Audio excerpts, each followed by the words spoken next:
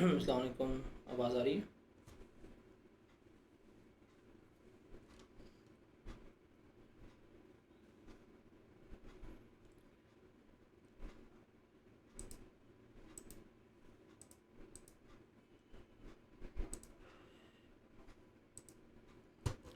चलें जी।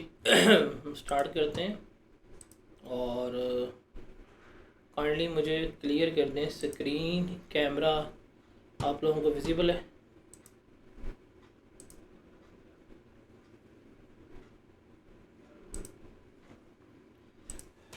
आप लोग पहले आपस में डिस्कशन वगैरह कर रहे थे और मैंने आप लोगों की आपस की चैट जो है वो ऑफ़ कर दी है। सो अब आप लोगों की आपस में डिस्कशन जो है वो तो नहीं होगी। जिससे जो सवाल करना हुआ वो डायरेक्ट जो है वो मुझसे ही सवाल कर सकता है और मैं ही जो है उसके सवालों का जवाब दूंगा। बट हम जो लेक्चर के दौरान है हम वो सवाल नहीं लेंगे। मैं आपको बता दूंगा कब मैं आपसे सवाल का टाइम होगा, आप लोगों ने तब सवाल जो है वो मुझसे पूछने हैं। अब ड्यूरिंग द लेक्चर जो है वो मैं आपका जो व्हाट्सएप ग्रुप है उसको मैं एडमिन मोड से रिमूव कर दूं, ताकि आपके कोई भी सवाल वगैरह हैं लेक्चर के दौरान आप लोग वहाँ पे अपने सवाल जितने भी हैं पोस्ट करते जाइएगा। और वहाँ पे सवालों के जवाब जब लेक्चर ख़त्म हो जाएगा तो मैं एट द एंड हर एक के वहाँ पे सवालों के जवाब जो है वो देता रहूँगा बैठ के। क्या कहते हैं? ग्रुप को एडमिन मोड से रिमूव कर दूँ? आप लोगों ने को होस्ट को सारे सवालों के जवाब देने हैं, होस्ट को नहीं देने। होस्ट मेरी मेन स्क्रीन है, को होस्ट पे मैं सारे आपके सवालों के जवाब जो हैं वो ले रहा हूँ। तो आपने सेंड टू को होस्ट करना है, होस्ट नहीं करना अगर आपको कोई भी सवाल वगैरह हुआ। Start clear? जी जनाब क्लियर है? काइंडली मुझे बस क्लियर कर दें, आवाज़ और स्क्रीन सबको क्लियर है, ताकि हम इसको स्टार्ट करें और फर्दर टाइम हमारा कोई वेस्ट ना हो। थोड़ी सी डिस्कशन करके फिर हमने डायरेक्टली अपने जो चैप्टर है हमने वहाँ पे मूव करना है कि चैप्टर हमारा क्या है और हमने किस तरह से उसको लेके चलना है। मैं ज़रा सेटिंग्स सेट कर लूँ ज़रा जूम की। अबे तो आप लोगों को कह रहा हूँ एडमिन को सेंड नहीं करने, को एडमिन को सेंड करने हैं। सब्र करें ज़रा, मुझे सेटिंग चेंज ही करने दें। यहाँ पे मैं ग्रुप चैट भी ऑन कर देता हूँ। अब आप आपस में एक दूसरे से बात कर सकते हैं। बट एक चीज़ याद रखिएगा, मेरा टीम मेंबर्स जो हैं वो क्लास में हैं, मौजूद हैं। अगर आपने आपस में कोई इररेलेवेंट डिस्कशन वगैरह की या किसी ने किसी को तंग किया तो वो आप लोगों को रिमूव करते जाएंगे। तो बेहतर है आप लोग रिमूव मत हो जाइएगा। अब स्क्रीन क्लियर है? अब सेंड टू ऑल मैसेज हो रहे हैं सबके, मुझे बता दें।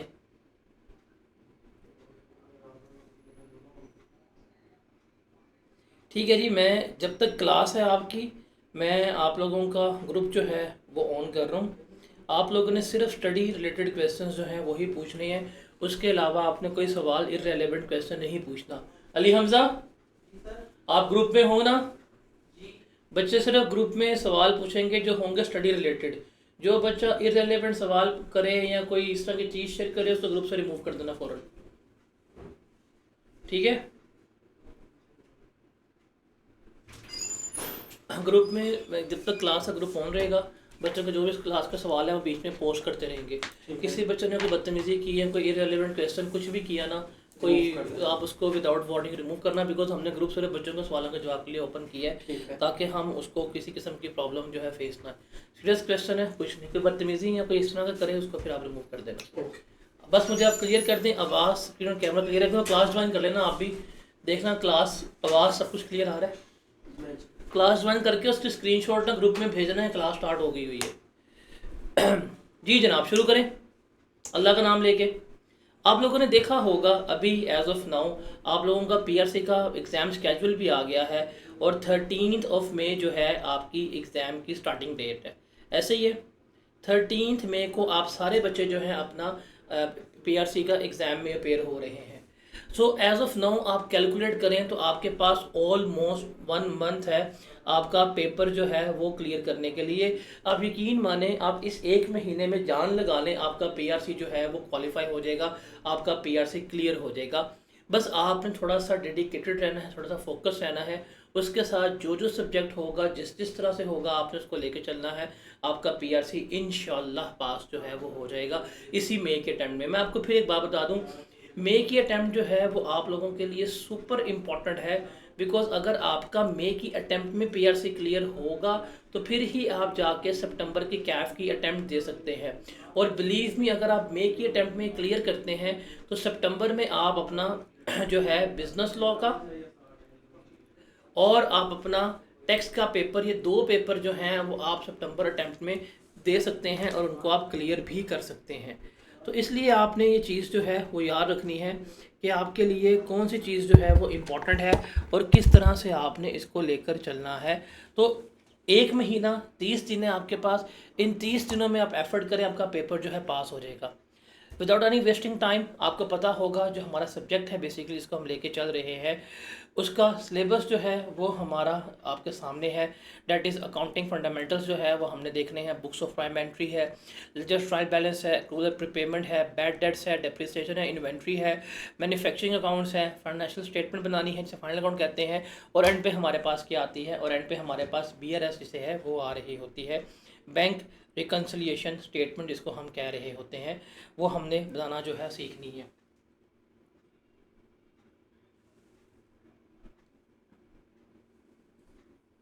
एक सेकेंड,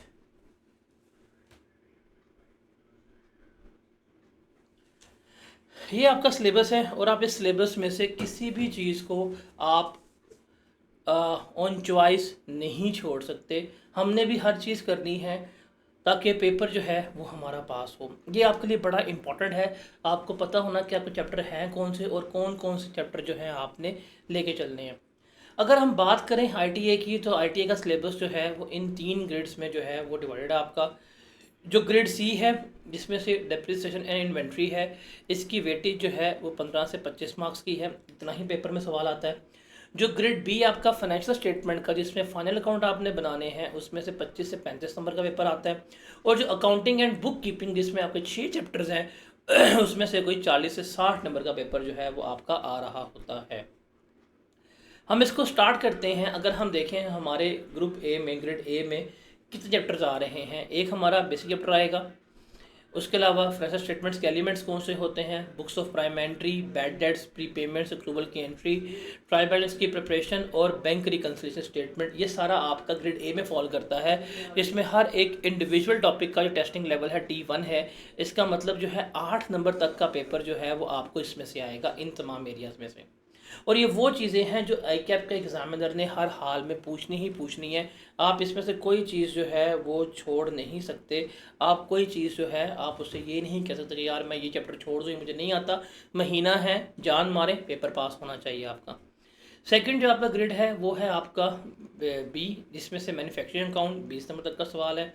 फाइनेंशियल स्टेटमेंट जिसमें SOFP और आपने स्टेटमेंट ऑफ कम्प्रीहेंसिव इनकम बनानी है, ये भी आपके लॉन्ग क्वेश्चन आते हैं। और हम अपने चैप्टर्स को कैरी ही इस तरह करेंगे थ्रू आउट द सेशन कि हम उनको शॉर्ट चैप्टर्स पढ़ेंगे लेकिन हम साथ साथ फाइनल अकाउंट की तैयारी भी करते जाएंगे ताकि आपको कोई किसी किस्म की प्रॉब्लम, कोई किसी किस्म का मसला फेस ना हो। तो हम आहिस्ता आहिस्ता क्या करेंगे, हम अपने फाइनल अकाउंट्स की तैयारी करेंगे। हर चैप्टर में हम क्या करेंगे उसको लेकर चल रहे होंगे। हम हर चैप्टर में क्या करेंगे, अपने फाइनल अकाउंट का टच देंगे ताकि हमें कोई किसी किस्म की प्रॉब्लम जो है वो फेस ना हो रही हो। ये चीज़ आपने याद रखनी है। मैं आपको फाइनल अकाउंट साथ साथ करवाऊंगा ताकि आपको प्रॉब्लम फेस ना हो। और एट द एंड हमारे पास जो है डेप्रिसिएशन आएगी और हमारे पास इन्वेंट्री अकाउंट आ रहा होगा जहाँ बच्चों को प्रॉब्लम फेस आती है उसको हम देख रहे होंगे। तो ये हमारा 3 ग्रेड्स है। ये हमने करने कैसे हैं, बेसिकली ये आपके सामने स्केड्यूल है। ये स्केड्यूल ऑलमोस्ट हमने हर जगह शेयर किया हुआ है। इस स्केड्यूल में आपका टेस्ट, आपकी रिलैक्सेशन, आपकी प्रैक्टिस, सारा कुछ जो है वो हमने बहुत ही तफसील में क्या की है, प्लान की है, जिसको आपने क्या करना है, कैरी करना है। जैसे आज हम स्टार्ट करेंगे BRS से जो एक इंडिपेंडेंट टॉपिक है। कल हम करेंगे बैड एंड डाउटफुल डेट्स। परसों हम करेंगे एक्रूवल एंड प्रीपेमेंट्स। ये 3 चैप्टर करेंगे और ये वो 3 चैप्टर हैं जहाँ से आप कह सकते हैं आपका 20 से 25 नंबर का पेपर फॉर श्योर आपको MCQs ही आने। 20 से 26 नंबर के MCQs जो हैं वो आपको इन 3 चैप्टर्स में से आने ही आने हैं। और ये जो 2 ग्रेड हैं आपके, ये जो 2 एरियाज़ हैं, ये वो हैं जो उसमें से आपकी फ़ाइनल अकाउंट की तैयारी लाजमी होनी ही होनी होती है। तो हम इसको इस तरह लेके चलेंगे। थर्सडे को हमारा प्रैक्टिस डे होगा। ये जो हम 3 दिन चैप्टर करेंगे, हम इनके सारे एमसीक्यूज़ जो हैं वो इस दिन प्रैक्टिस करेंगे, सारे इन अ सेंस ऑफ कि जो इम्पोर्टेंट एमसीक्यूज़ होंगे वो हम इनके इस डे प्रैक्टिस कर रहे होंगे। फिर आपके पास फ्राइडे, सैटरडे, संडे 3 दिन की छुट्टी होगी, और मंडे को जो है आपका टेस्ट होगा इन 3 चैप्टर्स का, जो 100 मार्क्स का टेस्ट होगा। फिर हमारी क्लासेस होंगे रिज्यूम ट्यूसडे को, हम डेप्रिसिएशन, इन्वेंट्री, मैन्युफैक्चरिंग अकाउंट करेंगे। फिर आपको हम इसकी प्रैक्टिस करेंगे 25 अप्रैल को, और फिर आपका मंडे को इसका टेस्ट होगा जो Q2 का टेस्ट होगा। इसमें बेसिकली पिछले 6 के 6 चैप्टर्स जो हैं शामिल होंगे, जो हमने करंट 3 किए होंगे वो, और उससे जो प्रीवियस हमने किए होंगे वो भी क्या होंगे, इसमें शामिल होंगे। उसके अलावा फिर अब हम मूव करेंगे बुक्स ऑफ प्राइमरी लेजर के ऊपर, प्रैक्टिस करेंगे, और एट द एंड हमारे पास आ जाएगा फाइनल अकाउंट। फाइनल अकाउंट्स करने के बाद 3 मई को सिलेबस जो है वो मेरा वाइंड अप होगा, और आपका फाइनल मॉक जो है वो 7 मई को होगा। स्टिल देखिए, मैं आपको पूरा ITA जो है वो 3 मई को करवा दूंगा, जिसमें आपके 3 के करीब टेस्ट भी होंगे, फाइनल मॉक भी होगा। फिर भी आपके पास जो है वो अराउंड 10 दिन बचेंगे, जिसमें आप क्या कर सकते हैं, इसमें आप अपनी प्रैक्टिस वगैरह जो है वो खुद कर सकते हैं। तो ये चीज़ आपने याद रखनी है, ये वो स्केड्यूल है जिसको आपने फॉलो करना है। अगर आप इस स्केड्यूल को फॉलो कर लोगे, आपका पेपर जो है वो क्या हो जाएगा, वो आराम से निकल जाएगा। तो ये चीज़ बड़ी इंपॉर्टेंट है, स्केड्यूल जो है वो आपका यही होना चाहिए। इस वजह से क्या करना है, आपने इसको लेके चलना है, और ये तमाम चीज़ें जो हैं वो आपने करनी है। Is that clear? यहाँ तक कोई सवाल है तो मुझे बताएं, बिकॉज अब हम विदाउट वेस्टिंग टाइम जो है वो आगे चलें और आगे तरफ मूव करें। Any question by anyone till now in that schedule? देखिए, लाइव क्लासेस फ्री है। इस वक्त आप मैसेज कर रहे हैं, वीडियो ब्लर हो रही है, 2 से 3 सेकंड के लिए ब्लर होती है, बाद में वीडियो बिल्कुल ठीक हो जाती है। तो अभी इस वक्त वीडियो बिल्कुल ठीक है। वो जब थोड़ा एक आधा बच्चा बीच में ज्वाइन करता है, आप देखिए आपकी क्लास में जो स्ट्रेंथ है वो 100+ बैठी हुई है। जूम के ऊपर 50-60 बच्चा और जूम ठीक चलता है। इस वक्त जूम की स्ट्रेंथ जो है वो 100+ है, तो जूम भी थोड़ा सा मर जाता है। तो आप देखें 1 से 2 दफ़ा जो है वो ब्लर होती है, बाद में फिर ठीक हो जाती है, ब्लर होती है, ठीक हो जाती है। तो डैट्स वाई, तो आप क्लास में चीज़ें आपको समझ आ रही हैं, आपको आवाज़ आ रही है, सो डैट्स वाई जो है आपको इतना परेशान जो है वो होने की ज़रूरत नहीं है। Is that clear? Class timing हमारी यही होगी। आप सेंड टू एवरीवन कर दें मैसेज में, एडमिन वाले मैसेज नहीं पढ़ रहा आप लोगों के। देखिए, लाइव क्लासेस जो फ्री हैं वो मैंने आपको बता दी है, बाकी नीचे लिखा हुआ है इंतज़ामिया ने, बिकॉज अब आप इंतज़ामिया से बात कर लें CMA की, मैं आपको उनका नंबर दे देता हूँ, इंतज़ामिया का नंबर जो है, ताकि आप उनसे डिस्कस आउट कर लें जो भी करना है। मैं तो इंतज़ामिया का पार्ट हुई नहीं, तो नंबर है इंतज़ामिया का 0312 4861629। आप 629 आप इनसे बात करें, ये सर आपको गाइड कर देंगे। मेरा काम है सिर्फ करवाना, और मेरा काम है आपको ITA करवा के पास करवाना। बिकॉज आप ITA पास करेंगे तो फिर आप आके मुझे कैफ़ में मिलेंगे ना, कैफ़ में मुझे R1 में, टैक्स में, और इवन मुझे आप R2 में भी मिल रहे होंगे। कैफ़ में आप मुझे जानते होंगे, ITA में शायद मुझे ना जानते हो, लेकिन कैफ़ में मोस्टली टैक्स, R1 ख़ास तौर पर वो सब्जेक्ट है जहाँ पे हमारे students Kota merit certificate recently, so that's why हम क्या करते हैं, हम लेके चल रहे होते हैं।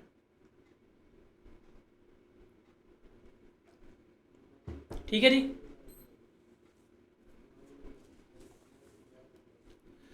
स्टार्ट करें। तो ये हमारी छोटी सी ओरिएंटेशन थी। आपको लेक्चर्स के बाद स्लाइड्स सब कुछ मिल जाएगा, आपको MCQs की भी चीज़ें मिल जाएंगी बीच में, कि ये आपके पास MCQs हैं। 1000 MCQs की किताब होगी, आपको वो भी मिल जाएगी, आप वहाँ से प्रैक्टिस भी कर सकते हैं, और लेक्चर स्लाइड्स जो हैं वो भी आपको क्या होंगी, मैं शेयर कर दूँगा, आप उसको भी क्या कर सकते हैं, टेकअप कर सकते हैं after the end of the class. आपने क्या करना है, आपके पास एक रजिस्टर होना चाहिए, जो जो बातें कहूँ वो बातें आपने नोट करनी है, वो बातें जो हैं आपने अपनी प्रॉपर नोटिंग, प्रॉपर कंसेप्ट्स करने हैं। बिकॉज मैंने आपको मोस्टली जो है वो क्या करना है, शॉर्टकट से लेकर चलना है। मैंने क्या करना है, मोस्टली आपको चीज़ें शॉर्टकट करवानी है ताकि पेपर आपका जो है वो पास हो। हमारे पास ऑलमोस्ट 13 से 15 डेज़ क्लासेस की हैं। इन 13 से 15 डेज़ की क्लासेस में हमने सारा कुछ जो है वो पास करना है। सो थोड़ा सा आपको भी प्रोएक्टिव होना पड़ेगा, और थोड़ा सा मुझे भी प्लान होकर चलना पड़ेगा। तो हम क्या करेंगे, इसी वे में चीज़ों को लेकर चल रहे होंगे। तो आपने घबराना नहीं है, बस आपने साथ साथ रहना है। बुक जो है ICAP की ही मोस्टली फ़ॉलो की जाएगी, बाकी चीज़ें जो हैं वो भी हम देख लेंगे क्या करना है क्या नहीं करना। बट स्लाइड्स और बुक जो हैं वो मैं सारी क्या करूँगा, वो मैं आपके साथ शेयर कर दूँगा, ताकि आपको कोई किसी किस्म की प्रॉब्लम जो है वो इसमें फेस ना हो। ठीक है, स्टार्ट करें चैप्टर अपना। फर्स्ट चैप्टर, आप लोगों को कोई सवाल है मेरे से पूछ लें, मैं ग्रुप देख लूँ, अदरवाइज आई गेस कोई सवाल नहीं है। हम अपना फर्स्ट चैप्टर स्टार्ट कर लें। भाई आपने कुछ नहीं पढ़ा हुआ, कोई मसला नहीं है। मेरे ख्याल से हमने डे 1 पे ही कहा था कि हम अपने सेशंस को इस तरह प्लान करेंगे जहाँ पे आपको कुछ ना पढ़ा हुआ भी हो। आप सिर्फ ये जो क्लासेस हमारी हैं, अगर आप वो लाइव क्लासेस ले लेते हैं और आप उनको रिलीजियसली फॉलो कर लेते हैं, that will be enough for you, आपका पेपर जो है पास हो जाएगा। आप बेशक अटेम्प्टर हैं, रिपीटर हैं, मल्टीपल टाइम चीज़ें कर चुके हुए हैं, कोई मसला नहीं है, आप इन्हें करो सही। आपने ITS से पहले आज हमारी 4 क्लासें और हुई हैं, QM की हुई है, I2B की हुई है, BWCS की हुई हैं, 3 क्लासेस हुई हैं। क्या आपने वो क्लासेस ली हैं? क्या वो क्लासेस ली हैं आप लोगों ने? अगर आपने वो क्लासेस ली हैं, क्या वो डिटेल्ड थी? वो डिटेल्ड थी कि नहीं थी? वो डिटेल्ड थी।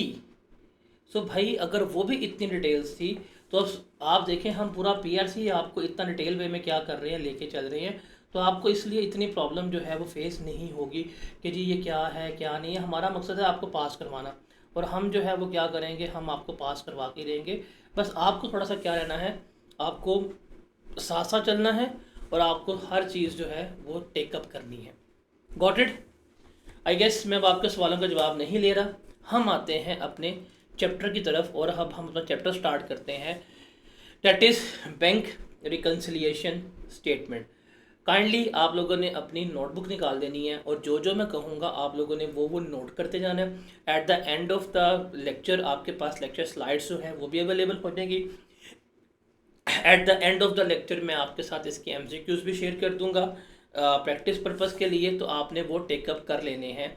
और जिस तरह मैं समझाता रहूँगा वो आपने क्या करना है, वो आपने चीज़ों को टेकअप करना है, और उस तरह चीज़ों को आपने लेके भी चलना है। तो सबसे पहले हम बात करते हैं बैंक रिकन्सिलिएशन स्टेटमेंट की। लेकिन बैंक रिकन्सिलिएशन स्टेटमेंट से हम पहले जो है आगाज़ करेंगे थोड़ा सा अपने बेसिक कंसेप्ट का, कि बैंक क्या होता है, कैश क्या होता है, उसको हम देखेंगे। थोड़ी सी कहानी को जो है वो डिस्टिंग्विश करेंगे कि व्हाट इज़ द बेसिक कहानी बिटवीन कैश एंड बैंक, उसको हम जो है वो लेकर चलेंगे।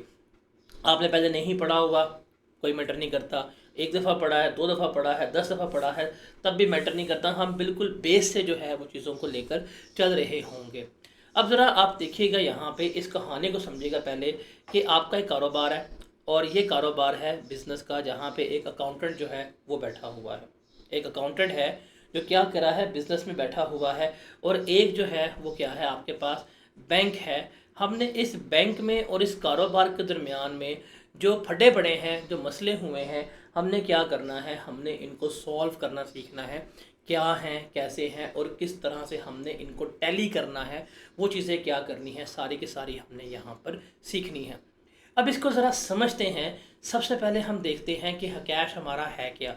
देखें, जो हमारे पास कैश होता है ना, हमारे पास एसेट है बेसिकली। कैश हमारा क्या कहलाता है, कैश जो है वो हमारा एसेट है, जिसको हम क्या करके बैठे हुए हैं, जिसको हमने यहाँ पर रिकॉर्ड किया हुआ है। अब बिज़नेस में होता क्या है बेसिकली, कि जो आपको एसेट मिल रहे होते हैं, आप क्या करेंगे, आप उनको रिकॉर्ड करेंगे। और आपके एसेट्स जो हैं वो 2 तरह के होते हैं, एक करंट एसेट्स होते हैं, और दूसरे हमारे पास कौन से होते हैं, नॉन करंट एसेट्स होते हैं। कैश जो है वो आपका एसेट है, और कैश बेसिकली आपका ये एक करंट एसेट होता है। करंट एसेट का मतलब है जिसको आप क्या करेंगे, इस्तेमाल करेंगे, जिसका बेनिफिट जो है वो आपके पास लेस देन 12 मंथ रहेगा। और साथ ही साथ ये आपका बिजनेस है। अब आपके बिजनेस में 2 पॉसिबिलिटीज़ हैं। क्या करें, आपके बिजनेस में जितना भी कैश आया है, आप अपने बिजनेस के पास जो है वो कैश रख लें। सेकेंडली, आप पॉसिबिलिटीज़ क्या है कि आप अपना बिजनेस का कैश बिजनेस के पास ना रखें, बल्कि जाके क्या कर दें, आप जाके बैंक में अपना एक अकाउंट जो है वो ओपन करवा लें। और बैंक में अकाउंट ओपन करवाने के बाद सारे का सारा कैश जो है वो आप अपना बैंक में रख लें, जिसके बारे में आप एक एंट्री पास कर रहे होते हैं कि जी हमारा बैंक में इतनी अमाउंट जो है मौजूद है, बैंक में हमारी इतनी रकम जो है वो मौजूद है, जिसके बारे में आप क्या कर रहे होते हैं, जिक्र कर रहे होते हैं। देखें, जब भी आपके पास कैश इनफ्लो होता है, जब भी आपके पास कैश इनफ्लो होता है, कैश इनफ्लो होने का मतलब है जब भी आपके बिजनेस में कैश आएगा तो आप एक बुनियादी एंट्री जो है वो पास क्या कर रहे होंगे। जब आपके बिजनेस में कैश आएगा, कैश इंक्रीज होगा, तो आपने क्या करना है, कैश को डेबिट करना है। जब भी आपके बिजनेस में कैश इंक्रीज होगा, आपने क्या करना है, कैश को डेबिट करना है।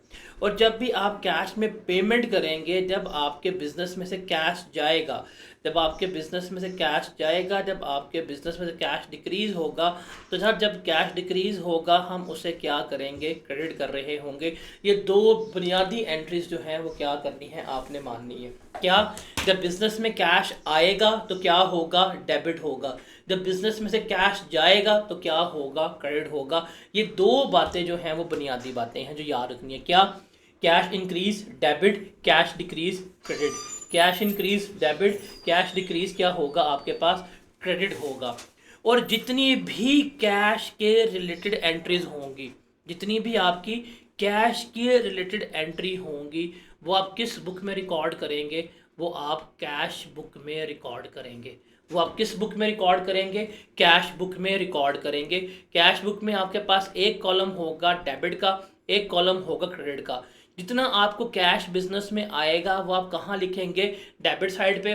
जितना आपका कैश बिजनेस में से जाएगा आप वो कहाँ पे लिखेंगे, आप उसको क्रेडिट साइड के ऊपर लिख रहे होंगे। Is that clear to everyone कि जब भी बिजनेस में कैश आएगा तो क्या होगा, डेबिट होगा, और जब भी बिजनेस में से कैश जाएगा तो वो क्या होगा, क्रेडिट होगा। ये दो बातें क्लियर हैं। Cash increase debit, cash decrease credit. Cash increase debit, cash decrease credit. ये सबको क्लियर है एवरीवन? सेंड टू ऑल करके बताएं मुझे, शाबाश भाई, साथ पार्टिसिपेट करें, वरना मुझे फीलिंग आने कि मैं कब्रस्तान में बैठा, कब्रस्तान से मुखातिब हूँ। मैंने कल आगे क्लास में यही कहना, अस्सलाम वालेकुम या अहलल कबूर, साथ साथ बोले।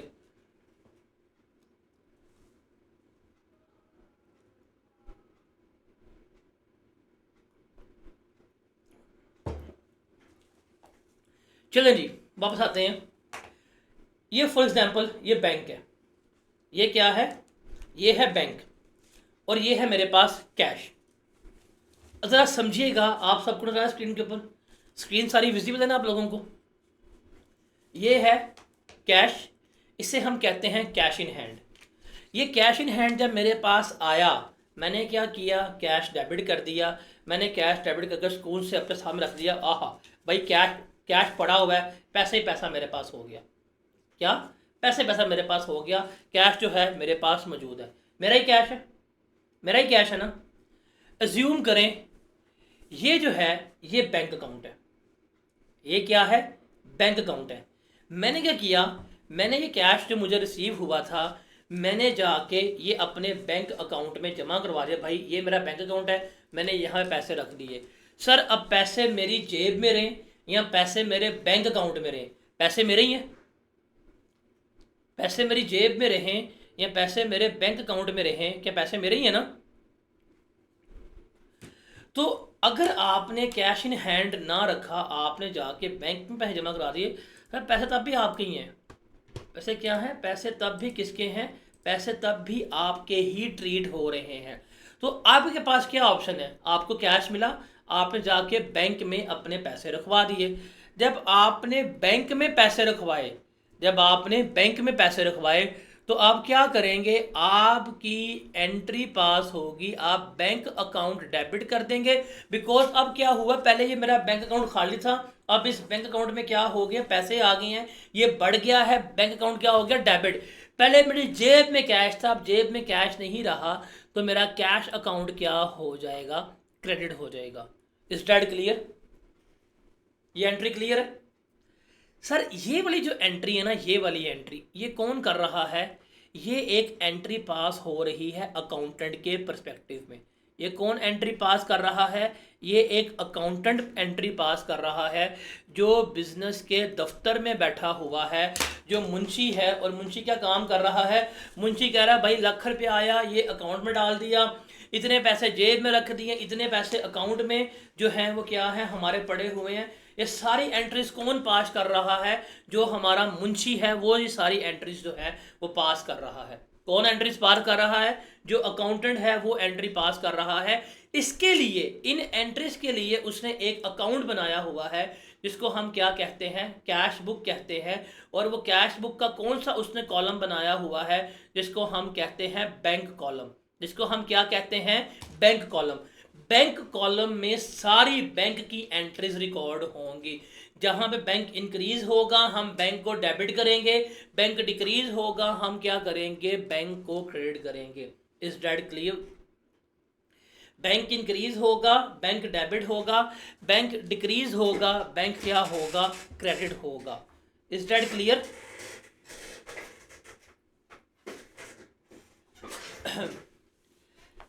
तो सर ये है अकाउंटेंट। वापस मैं आता हूँ स्क्रीन के ऊपर। ये कौन है? ये भाई साहब कौन है? ये अकाउंटेंट है। ये कौन है हमारे लिए? अकाउंटेंट। ये कौन है?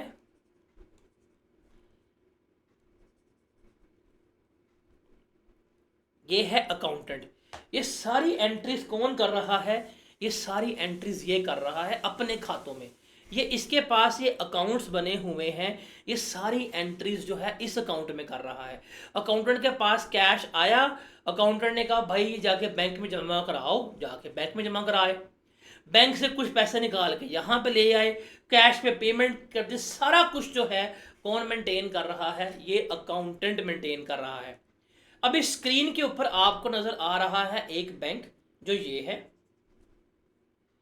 आपका बैंक, ये है आपका अकाउंटेंट। मेरी बात को ध्यान से सुनिएगा, फोकस ऑन माय वर्ड्स।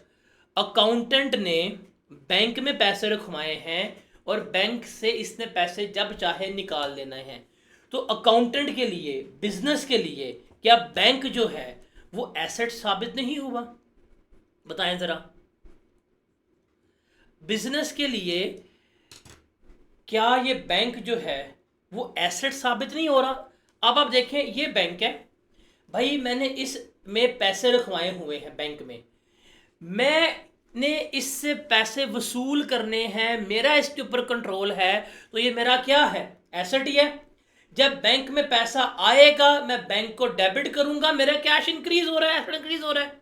जब जाएगा तो मैं क्या करूंगा? क्रेडिट कर रहा हूँगा।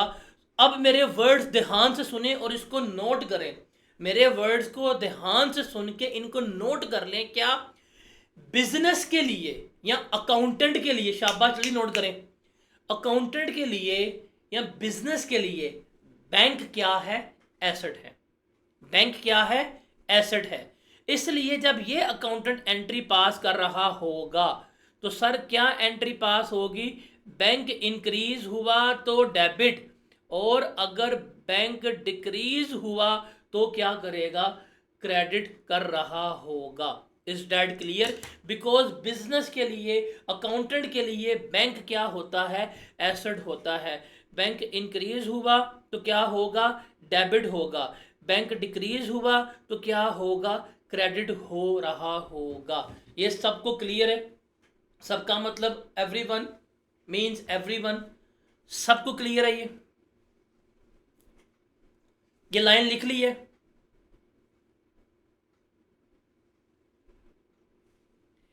अब जरा अब जरा अब जरा इस अकाउंटेंट को भूल जाएं, हम चलते हैं बैंक की तरफ से। हम क्या रखते हैं? हम चलते हैं बैंक की तरफ। भाई बैंक ने एक बिजनेस है एबीसी, बैंक ने इस एबीसी बिजनेस का अकाउंट जो है वो ओपन किया हुआ है। बैंक के पास पैसे पड़े हुए हैं। आप बैंक के पर्सपेक्टिव से सोचें, मैं गया बैंक, मैंने जाके बैंक में पैसे रखवा दिए, बैंक मेरा एसेट हो गया। लेकिन बैंक के लिए ये पैसे लाइबिलिटी नहीं। अगर आप इसको बैंक समझ रहे हैं, बैंक ने आज 1000 रुपया अगर मुझसे लिया है तो क्या बैंक ने कल को मुझे ये 1000 रुपया वापस नहीं करना? बताएं जरा।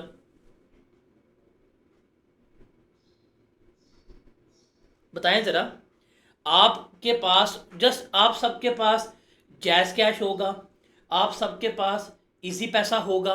आप आज जैज़ कैश वालों में या इजी पैसा में या अकाउंट में 1000 रुपया जमा करवाते हैं, तो भाई आपने अकाउंट में 1000 रुपया जमा करवाया, आपने 1000 रुपया डेबिट जो है, आपका अकाउंट जो है वो 1000 रुपये से डेबिट हो गया और आपने कैश क्रेडिट कर दिया। अब आपको पता है कि भाई मैं आज इजी पैसे वालों को 1000 रुपया दे रही हूँ, मैं जब चाहूंगी मैं इनसे 1000 रुपये वापस भी ले लूंगी। तो आपके लिए इजी पैसे का अकाउंट एसेट है, बिकॉज आपने उनसे लेने हैं। लेकिन इजी पैसे वालों ने जो आपसे आज 1000 रुपया पकड़ा है, उन्होंने आपको वापस करने हैं। तो क्या ये इजी पैसे वालों के लिए, जैज़ कैश वालों के लिए लाइबिलिटी नहीं होगी? बताएं।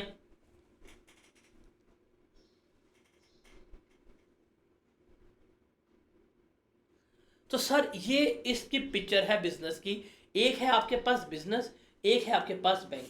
एक है आपके पास बिजनेस, दूसरा क्या है आपके पास बैंक है। जिनको क्या करना है, हमने अब रिकंसाइल करना है। इनको हमने क्या करना है, बेसिकली रिकंसाइल करना है। इनको हमने अब मिलाना है। अब हकीकतन होना क्या चाहिए, हकीकतन होना क्या चाहिए, होना क्या चाहिए हकीकत में, कि मैंने अगर बैंक में गया, अगर मैंने बैंक में 1000 रुपया जमा करवाया है, इसका मतलब मुझे बैंक से 1000 रुपया लेने हैं। तो मेरे अकाउंट में जो बैंक ने ओपन किया है उसमें भी क्या होने चाहिए, 1000 रुपये पड़े होने चाहिए। अगर मैं 1000 रुपये को बैंक में जमा करवा के आया हूँ और मुझे पता है कि भाई मेरे अकाउंट में 1000 रुपया पड़ा हुआ है, अब अकाउंट में भी क्या होने चाहिए, मेरे ये पैसे जो हैं वो बराबर होने चाहिए। हकीकतन ये होना चाहिए। अगर ये बराबर ना हो, फिर हमारे लिए यहाँ पे क्या होगी, एक प्रॉब्लम जो है वो जनरेट होगी। हमने क्या करना है, हमने फिर उस प्रॉब्लम को आइडेंटिफाई करना है और हमने उस प्रॉब्लम को सॉल्व करना है कि व्हाट इज द प्रॉब्लम, कि मेरा अकाउंट में बैलेंस और मेरा कैश बुक में बैलेंस जो है वो बराबर नहीं हो रहा। प्रॉब्लम क्या है हमारे पास, हमारे पास प्रॉब्लम है कि हमारा जो अकाउंट का बैलेंस है और जो हमारा कैश बुक का बैलेंस है वो आपस में बराबर ही नहीं हो रहे। उनको हमने क्या करना है, रिकंसाइल करना सीखना है। इनको हमने क्या करना है, बराबर करना सीखना है। Is that clear to everyone? यहाँ तक सबको समझ आई कि हम कर क्या रहे हैं? अभी तक किसी को कोई मसला हो या किसी को बोरिंग लग रहा हो तो मुझे बताएं।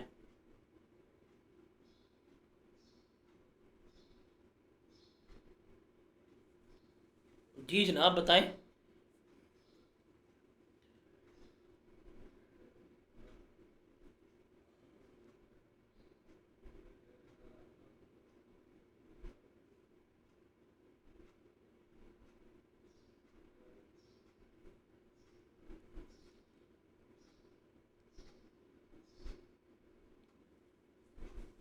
अच्छा जी, तो प्रॉब्लम क्या है, मसला क्या है, मुझे बताएं।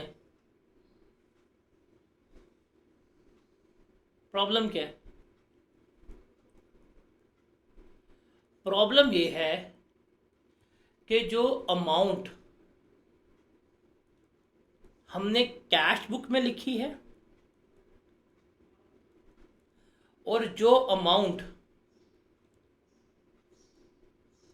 आपकी बैंक स्टेटमेंट में आ रही है, ये दोनों आपस में बराबर नहीं है, फटा पै गया। जैसे अभी ईद से पहले मैं बड़ा खुश था कि मेरे अकाउंट में जो है ना कुछ पैसे पड़े हुए हैं। मैं ईद नमाज पढ़ के, मेरे घर के पास एटीएम है, मैं एटीएम करने गया, मैंने अमाउंट डाली, कहता भाई बैलेंस ही नहीं है। मैंने मोबाइल का देखा, मैं कहा भाई मेरे ख्याल से ये पैसे पड़े हुए थे, अब तो ये पड़े नहीं हुए, फटा पै गया। बिकॉज मेरे माइंड में था मेरे अकाउंट में this X Y Z amount है, बट मेरे बैंक में वो अमाउंट एग्जिस्ट करती ही नहीं थी। तो ये जो फटा पड़ा है ना, इसको हमने क्या करना है, सॉल्व करना है। लेकिन इस फटे से पहले हम देखते हैं कि हमारे पास मोड्स ऑफ रिसीट क्या है या मोड्स ऑफ पेमेंट क्या है। आप में से कौन सा बच्चा मुझे रिसीट का मतलब बताएगा और कौन सा बच्चा जो है वो मुझे पेमेंट का मतलब बताएगा? बताएं, what is the meaning of receipts and what is the meaning of payment? Receipts का मतलब क्या होता है और पेमेंट का मतलब क्या होता है, उर्दू में बताएं। शाबाश एवरीवन।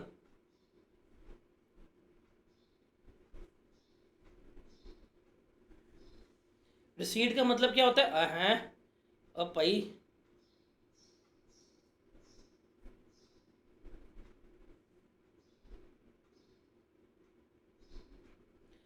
मैंने भाई उर्दू में पूछा है ना, उर्दू में बताओ। उर्दू में रिसीट का मतलब वसूल करना नहीं होता। रिसीट का मतलब वसूल करना नहीं होता। Very good. और पेमेंट का मतलब खर्चा। अब देखो इस लाइन को ना ऐसे लिखना, मैं आपको सिर्फ बीआरएस नहीं करवा रहा, मैं आपको बैंक रिकन्सिलिएशन स्टेटमेंट के साथ साथ मैं आपको कैश बुक भी करवाऊंगा। और कैश बुक जो है वो हमारी बुक्स ऑफ प्राइम एंट्री में जा रही है, हम उस सब की लॉजिक यहाँ पे लिख रहे हैं ताकि आपको प्रॉब्लम ना हो। रिसीट्स का मतलब क्या है बताएं शाबाश? रिसीट्स का मतलब है वसूल करना।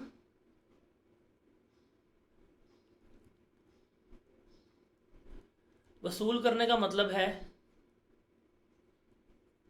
Amount received.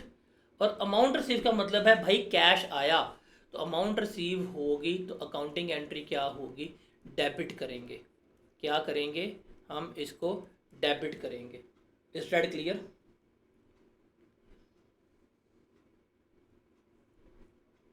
पेमेंट। पेमेंट का मतलब है रकम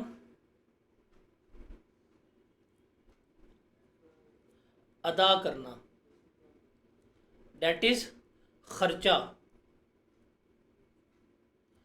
खर्चा होगा तो मेरा कैश क्या होगा?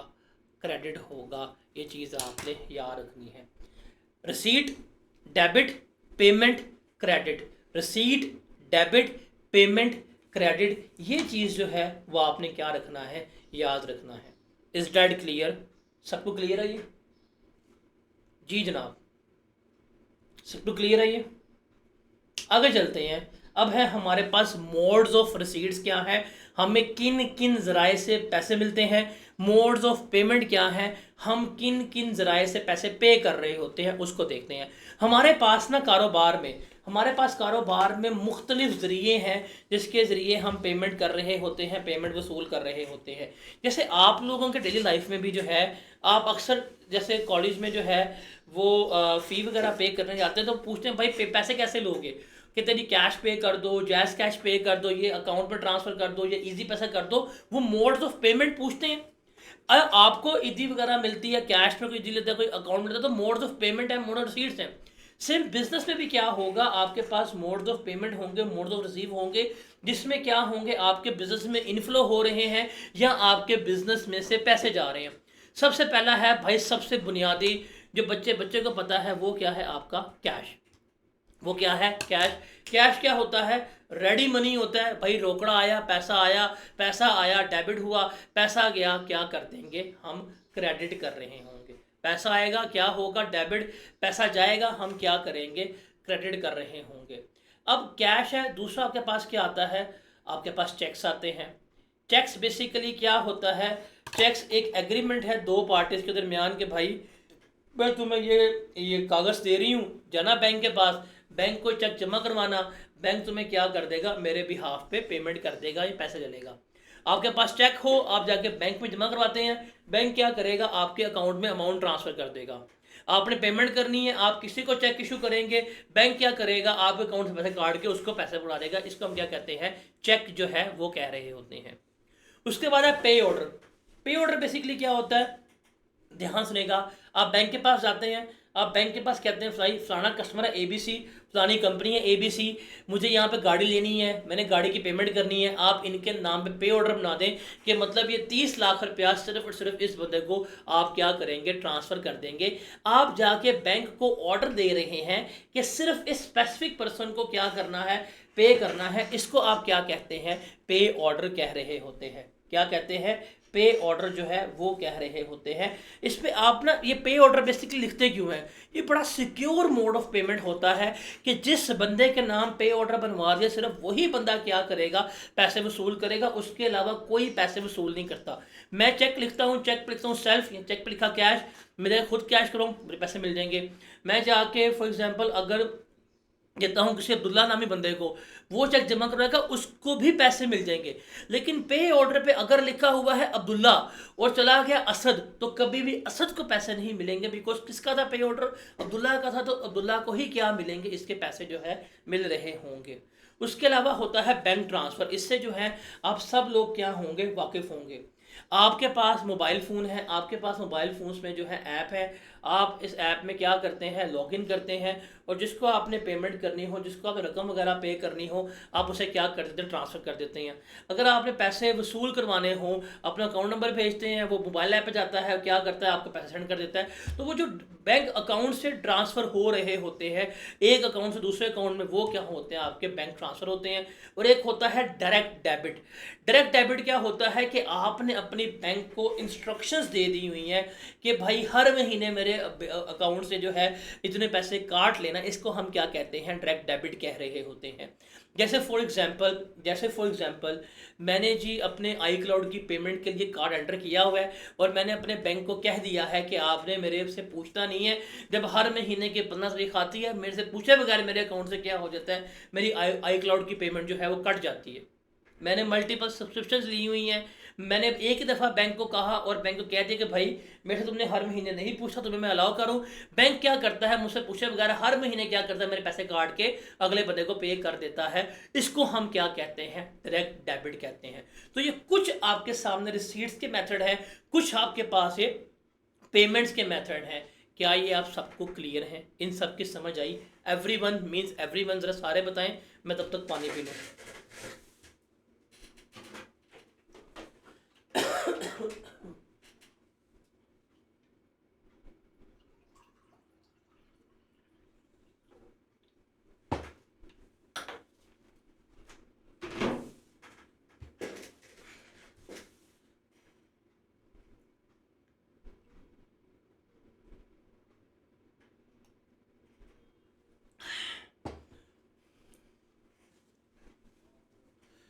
उसके अलावा हमारे पास क्या होते हैं, हमारे पास क्रेडिट कार्ड भी होते हैं, हमारे पास डेबिट कार्ड भी होते हैं। फॉर एग्जांपल ये मेरे पास डेबिट कार्ड है, जस्ट एक एग्जांपल, ये मेरा क्या है, डेबिट कार्ड है। क्या करूँगा, मैंने कोई पेमेंट करनी है, मैंने कोई बिल पे करना है, मैं दुकान पे जाऊँगा, मैं किसी भी शॉप पे जाऊँगा, मैं जाके क्या करूँगा, मैं कहूँगा भाई ये मेरा कार्ड है, इसको स्वैप कर लो, उससे पेमेंट हो जाएगी। अब ये डेबिट कार्ड है, पेमेंट करके मैं क्या कर सकता हूँ, चीज़ों को इस्तेमाल कर सकता हूँ, ये भी मेरा मोड्स ऑफ पेमेंट है। अच्छा, एक होता है डेबिट कार्ड, एक होता है क्रेडिट कार्ड। दोनों में आप लोगों को मतलब पता है कि डेबिट कार्ड किसे कहते हैं और क्रेडिट कार्ड किसे कहते हैं?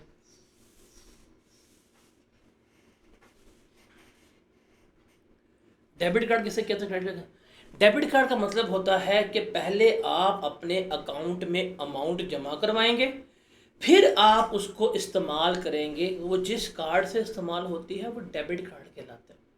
क्या कहता है? Debit card.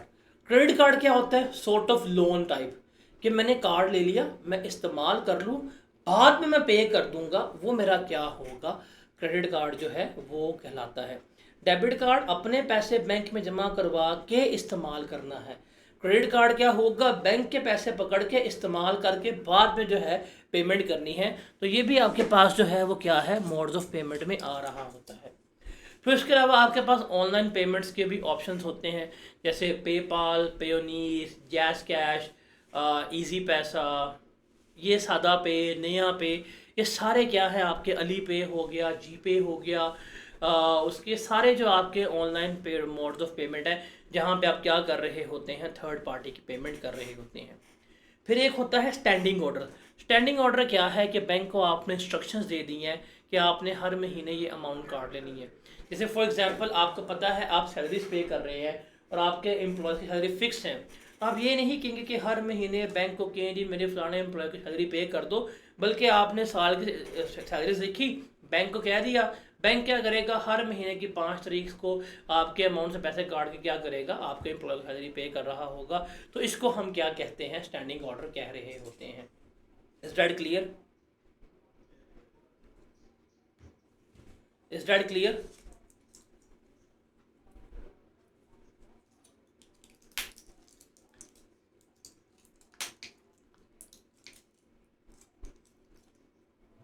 स्टैंडिंग ऑर्डर का मतलब होता है आपने बैंक को इंस्ट्रक्शंस दी हुई है कि भाई आपके अमाउंट से पैसे काट लो हर महीने की 5 तारीख को।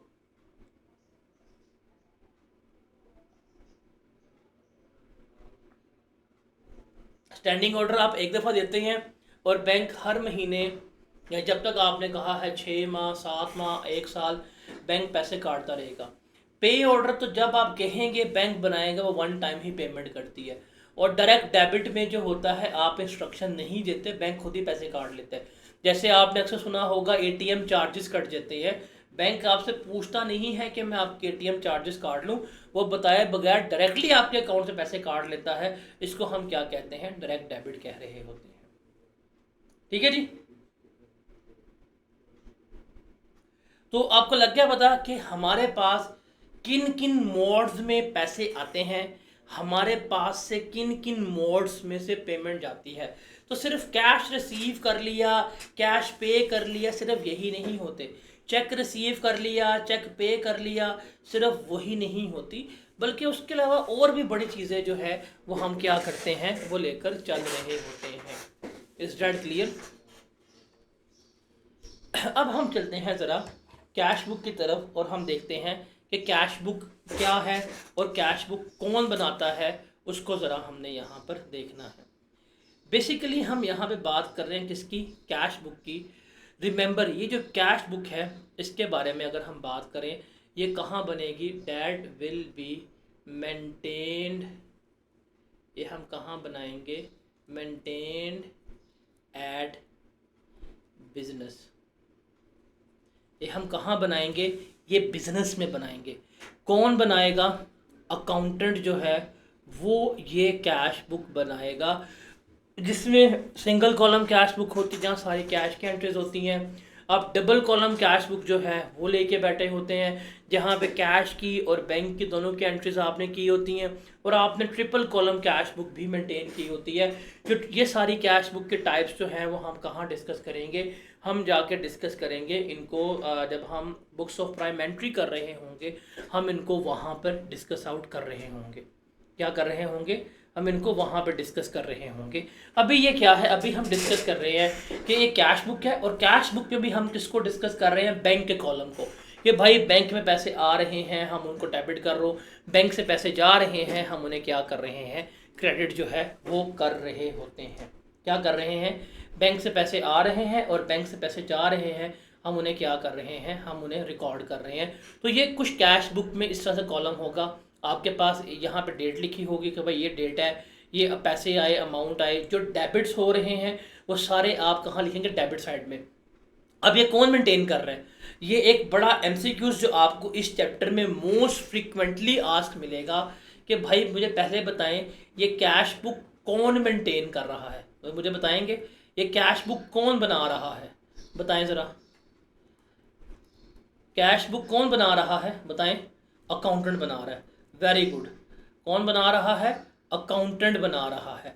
कहाँ बन रही है, बिजनेस में बन रही है। तो ये बिजनेस है, आपने यहाँ पे कैश बुक मेंटेन कर रहे हैं, और आप कैश बुक में भी क्या मेंटेन कर रहे हैं, बैंक का कॉलम।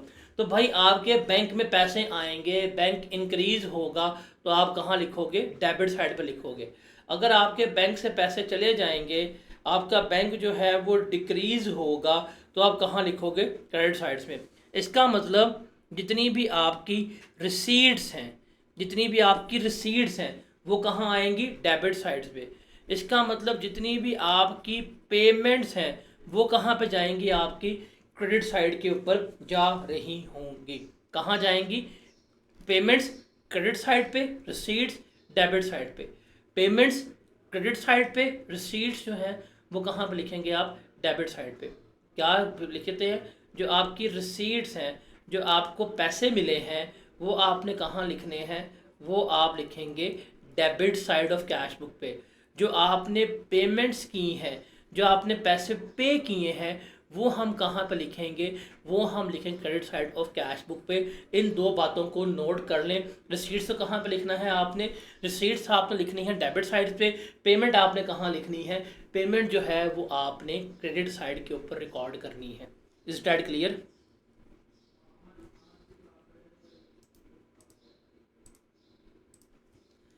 अब देख, एक मिनट, यहाँ पे जो लिखते हैं ना हम, यहाँ पे ये, इसको हम कहते हैं balance brought down. Balance brought down का मतलब होता है, जो आपके पास है बैलेंस ब्रॉट डाउन, इसका मतलब होता है ओपनिंग बैलेंस। ओपनिंग बैलेंस का मतलब है कि महीने का शुरू हुआ था, तो महीने के शुरू होते हुए आपके अकाउंट में कितनी रकम मौजूद थी, आपके अकाउंट में कितनी रकम मौजूद थी, ये करता है ओपनिंग बैलेंस को शो, कि महीना शुरू हुआ, मेरे अकाउंट में कितने पैसे मौजूद थे, ये मेरा क्या है, ओपनिंग बैलेंस। देखिए, ओपनिंग बैलेंस अगर डेबिट साइड पे है, ओपनिंग बैलेंस अगर आपका डेबिट साइड पे आ रहा है, इसको हम कहते हैं फेवरेबल बैलेंस। इसको हम क्या कहते हैं, फेवरेबल बैलेंस। एमसीक्यूज है, बड़ा फेमस एमसीक्यूज है, इसको लिख लें। ओपनिंग बैलेंस अगर डेबिट साइड पे आ रहा है, इसको हम क्या कहेंगे, फेवरेबल बैलेंस कह रहे होंगे। ओपनिंग बैलेंस अगर डेबिट साइड पे आ रहा है, इसको हम क्या कहेंगे, इसको हम फेवरेबल बैलेंस कहेंगे। मैं फिर बार बार बता रहा हूँ, बड़ा फेमस थ्योरेटिकल एमसीक्यूज है, यहाँ पे आप लिख रहे होंगे ओपनिंग बैलेंस अगर कैश बुक की डेबिट साइड पे है, तो हम उसे क्या कहेंगे, फेवरेबल बैलेंस जो है वो कह रहे होंगे। और अगर आपको पता होगा कि जो आपका क्लोजिंग बैलेंस है वो कहाँ पे आएगा, वो आपका क्रेडिट साइड पे आएगा, ये भी क्या है, आपका फेवरेट बैलेंस है। इसका मतलब है कि at the end of month ये आपका शो कर रहा है, at the end of month मेरे इतने पैसे मेरे पर मौजूद हैं। अब इसमें एक चीज़ याद रखना कि जो कैश बुक है, कैश बुक का नॉर्मल बैलेंस या कैश बुक का जो आपका फेवरेबल बैलेंस है, वो कौन सा होता है, हमेशा डेबिट बैलेंस होता है, जो फेवरेबल है। अगर ओपनिंग बैलेंस डेबिट साइड पे लिखा है, इसका मतलब मेरे अकाउंट में इतने पैसे मौजूद हैं। अगर क्लोजिंग बैलेंस आपका नीचे आ रहा है और राइट साइड पे आ रहा है, इसका मतलब आपके अकाउंट में इतने पैसे जो हैं वो मौजूद हैं। लेकिन अगर आपका बैलेंस जो है वो आपका क्रेडिट बैलेंस आ रहा है, जिसको ओवरड्राफ्ट कहते हैं, इसका मतलब आपने इतने पैसे पे करने हैं बैंक को। अगर आप बैंक से लोन लेंगे तो आपका फिर यहाँ पे बैलेंस शो नहीं हो रहा होगा, बल्कि लेफ्ट साइड के पर बैलेंस शो हो रहा होगा, जिसको हम क्या कहेंगे, क्रेडिट बैलेंस कह रहे होंगे। Is that clear everyone? ज़रा मुझे बताएं।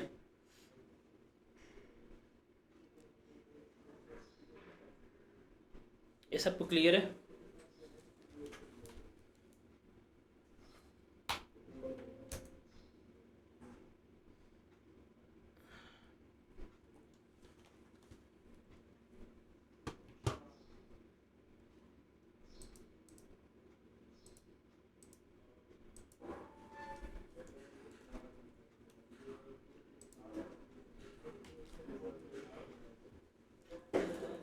हम एक छोटी सी ना अपनी कैश बुक बनाते हैं, बड़ी बेसिक सी। ये देखें जी,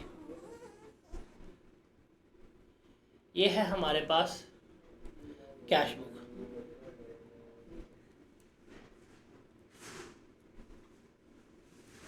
देखें, यहाँ पे अगर लिखा है ना बैलेंस ब्रॉट डाउन, अगर यहाँ पे लिखा है बैलेंस ब्रॉट डाउन, इसको हम कहते हैं ओपनिंग बैलेंस, और यहाँ का मतलब है फेवरेबल। ये क्या है आपका, फेवरेबल, बिकॉज ये कौन सा बैलेंस है, आपका डेबिट बैलेंस है। कोशिश करके इसको एज इट इज़ लिख लीजिएगा। फॉर एग्जाम्पल मैं कहता हूँ कि यहाँ पे लिखा हुआ है 1,00,000 रुपया। अब इसका पता मतलब क्या है, इसका मतलब ये है कि मेरे पास 1,00,000 रुपया मौजूद है, मेरे पास 1,00,000 रुपया मौजूद है। अब मेरे अकाउंट में पैसे आ रहे हैं, मैंने किया जी बैंक अकाउंट डेबिट, मैंने किया 7 लाख रुपए से बैंक अकाउंट डेबिट किया। जब मैं बैंक अकाउंट डेबिट करूंगा तो सारी एंट्री यहाँ पर रिसीव होंगी शुरू, तो यहाँ पे क्या आ जाएगा, मेरा यहाँ पे 7 लाख रुपये आ जाएगा।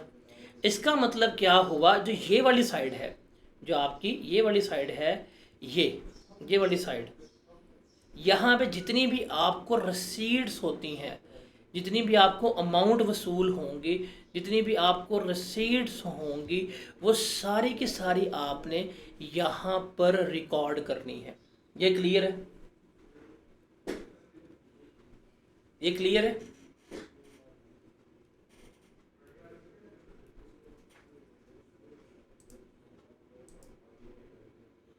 फॉर एग्जाम्पल आपने पेमेंट की और आपने पेमेंट की 3 लाख की। जब तीन पेमेंट करते हैं तो बैंक क्या होता है, आपका क्रेडिट होता है। तो जो पेमेंट्स है ना आपकी, पेमेंट्स आपकी हमेशा कहाँ पे आती हैं? क्रेडिट साइड के ऊपर आती हैं। किस पे आती हैं? आपकी क्रेडिट साइड पे आती हैं। सर ये जो है ना राइट साइड्स पे आप हमेशा क्या लिखते हैं? आप हमेशा अपनी पेमेंट्स को लिखते हैं। आप हमेशा अपनी पेमेंट जो पे करेंगे वो कहाँ पे शो करेंगे? राइट साइड पे। बच्चों जो वसूल करोगे ना वो कहाँ पे शो करोगे? लेफ्ट साइड पे। जो वसूल करोगे वो कैश बुक की कहाँ लिखोगे? लेफ्ट साइड पे। जो पे करोगे वो कहाँ लिखोगे? राइट साइड पे। अब क्लियर है? अब समझ आई? अब देखो ज़रा इसको, यहाँ पे एमसीक्यूज एक और आपको टेक्निकल एमसीक्यू समझाता हूँ। ये है आपकी डेबिट साइड। आप इसका जमा करें, आपके पास जवाब आएगा कितना? 8 लाख। 8 लाख ही आएगा। Everyone answer me. आपने इसको जमा किया, जवाब कितना आया आपका? 8 लाख आया। अगर पेपर में, मेरी अल्फाज को ध्यान से सुनिएगा, अगर पेपर में पूछता है, अगर पेपर में पूछता है सम ऑफ डेबिट साइड का मतलब क्या है? सर ये है आपकी डेबिट साइड। इसका सम का, इसके टोटल का मतलब क्या है? इसके टोटल का मतलब है कि आपके पास टोटल कैश कितना पड़ा हुआ था। देखो टोटल कितना आया? 8 लाख। इस 8 लाख में से लाख रुपया पिछले महीने का था, 7 लाख मेरे पास आया। तो sum of this side is always equal to total cash जो इस पूरे महीने में मेरे पास आया है। ये क्लियर है?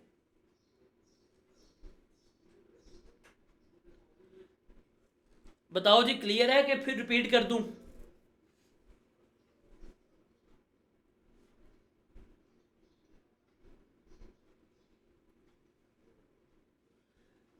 सम ऑफ डेबिट साइड का मतलब क्या है? अगर पेपर में आपको आई कैप में एमसीक्यूज आया थी, what is the meaning of sum of debit side of a cash book, क्या मतलब होगा? पेपर में अगर आपको एमसीक्यूज आया कि कैश बुक के डेबिट कॉलम का सम करें, इसका मतलब क्या होता है? इसका मतलब होता है कि टोटल कैश इस महीने में इतना पड़ा हुआ था, टोटल पैसा इस महीने में इतना पड़ा हुआ था। डेबिट साइड का सम, डेबिट कॉलम का सम का मतलब होता है टोटल पैसा जो आपके पास इस महीने में आया। Is that clear?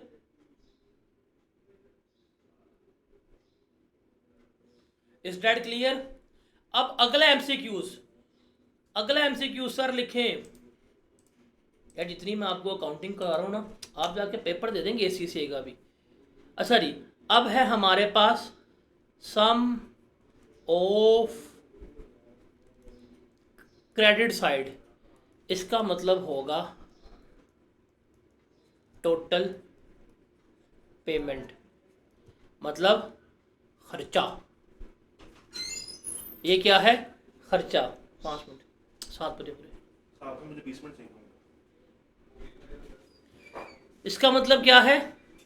खर्चा। इसका मतलब क्या है? आमदनी। क्लियर? अगर पेपर में आता है सम ऑफ क्रेडिट साइड तो इसका मतलब क्या होगा? टोटल खर्चा होगा। पेपर में आता है सम ऑफ डेबिट साइड, इसका मतलब क्या होगा? टोटल आमदनी होगी। क्लियर है एवरीवन?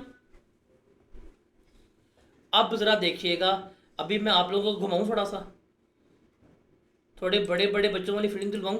अब है डिफरेंस। एमसीक्यूज देखें जरा। Difference between debit and credit, ये किसके बराबर होगा? अब देखो डेबिट का सम कितना, 8 लाख। क्रेडिट का सम कितना था, 3 लाख। अब दोनों का डिफरेंस लें, डिफरेंस कितना आया आपके पास, बताएं कितना आया, 5 लाख। सर ये जो 5 लाख है ना, डेबिट के कॉलम का और क्रेडिट के कॉलम का सम लिया, इनका डिफरेंस लिया, ये आपका शो करता है balance carried on, which means closing balance, के महीने के एंड के ऊपर इतने पैसे हमारे पास मौजूद थे। इस डेट क्लियर? जी जान भाई बताएं, क्लियर है? तो सर अब ध्यान से, अगर आपका क्लोजिंग बैलेंस इस तरफ आ रहा है सज्जे पासे, अगर आपका क्लोजिंग बैलेंस सज्जे पासे आया, इसका मतलब है ये फेवरेबल बैलेंस है, इसको हम कहते हैं डेबिट बैलेंस। ये 5 लाख का मतलब है मेरे अकाउंट में 5 लाख रुपये पड़ा हुआ है। अगर आपका ओपनिंग बैलेंस जो है, अगर आपका ओपनिंग बैलेंस लेफ्ट साइड पे आया, खब्बे पासे, तो इसका मतलब क्या है, ये भी आपका फेवरेबल बैलेंस है कि महीने के शुरू में मेरे अकाउंट में लाख रुपया था, महीने के एंड पे मेरे अकाउंट में कितना है, 5 लाख है। क्लियर है ये?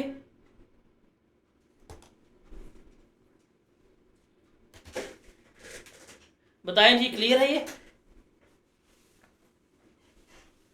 अच्छा मुझे बताएं, मैंने तो ये बैंक अकाउंट में लिखा है कि 5 लाख रुपया मैंने बैंक से लेना है, 5 लाख रुपया बैंक मेरा एसेट में शो हो रहा होगा, क्या बैंक के लिए ये लाइबिलिटी नहीं होगा 5 लाख रुपया?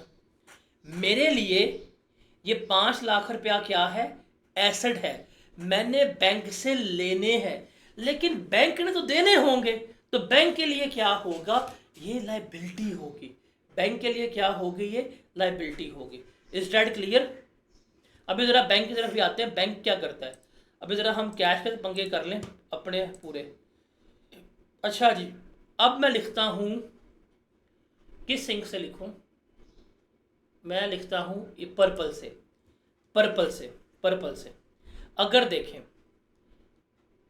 अगर आपका बैलेंस कैरिड ऑन खब्बे पास से आ जाए, मतलब लेफ्ट साइड पे, इसको हम कहते हैं अनफेवरेबल बैलेंस। इसके लिए हम वर्ड इस्तेमाल करते हैं क्रेडिट बैलेंस। इसका मतलब क्या हुआ कि हमने ओवरड्राफ्ट कर लिया, हमने बैंक को क्या करने हैं, पैसे देने हैं, ये हमारे लिए लोन हो गया, ये हमारे लिए क्या हो गया, लोन हो गया। और अगर आपका बैलेंस जो है ओपनिंग इस साइड पे आ जाए, अगर आपका बैलेंस ब्रॉट डाउन इस साइड पे आ जाए, तो ये भी क्या है, आपका अनफेवरेबल बैलेंस जो है वो ट्रीट होता है। Is that clear? 5 मिनट बाद 20 मिनट की। Is that clear?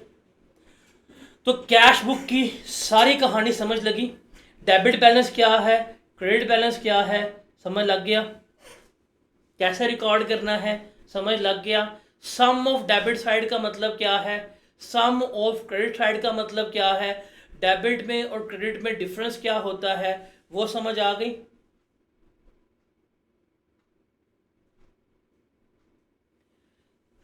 इसके बाद कहानी आती है हमारी बैंक स्टेटमेंट की या पासबुक की। तो हम ज़रा 20 मिनट का ब्रेक करते हैं, एक मेरे ऑफिस में ड्रिल चलना है, वो ड्रिल चल जाए, आप नमाज़ पढ़ लें, हम 7:20 पे रिज्यूम करेंगे। आज मैं आप लोगों को ब्रेक दे रहा हूँ, बट कल से हम ब्रेक नहीं करेंगे। आप नमाज जो है वो ईशा के टाइम पे पढ़ लीजिएगा, ठीक है? क्योंकि हमने 13 डेज़ में सिलेबस भी ख़त्म करना है। तो 20 मिनट्स का ब्रेक लेते हैं, ब्रेक के बाद हम रिज्यूम करते हैं और फिर हम जितना हो सका आज को फिर लेके चलेंगे, ठीक है जी? अभी कहानी शुरू हुई है, तो क्यों भी कहानी का मज़ा आया कि नहीं आया, बताएं? इंटरेस्टिंग लगा कि नहीं लगा?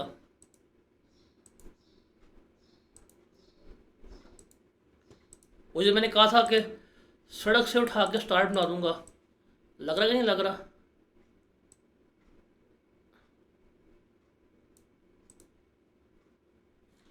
चलें जी, आप तब तक ब्रेक करें, हम ज़रा मिलते हैं ब्रेक के बाद 7:20 पे।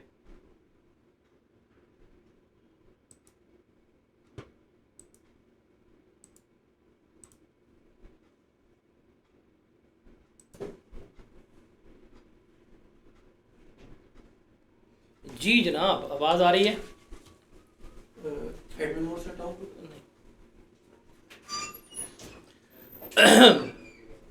आवाज़ क्लियर है?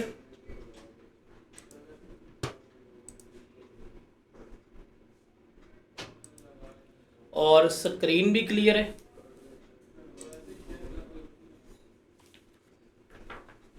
जी जनाब, तो कैसे हैं आप लोग? कैसा लग रहा है आपको हमारी ट्रेन में सफ़र करते हुए? चल चाहिए चाहिए वाली फीलिंग आ रही है कि नहीं आ रही? एक सेकेंड,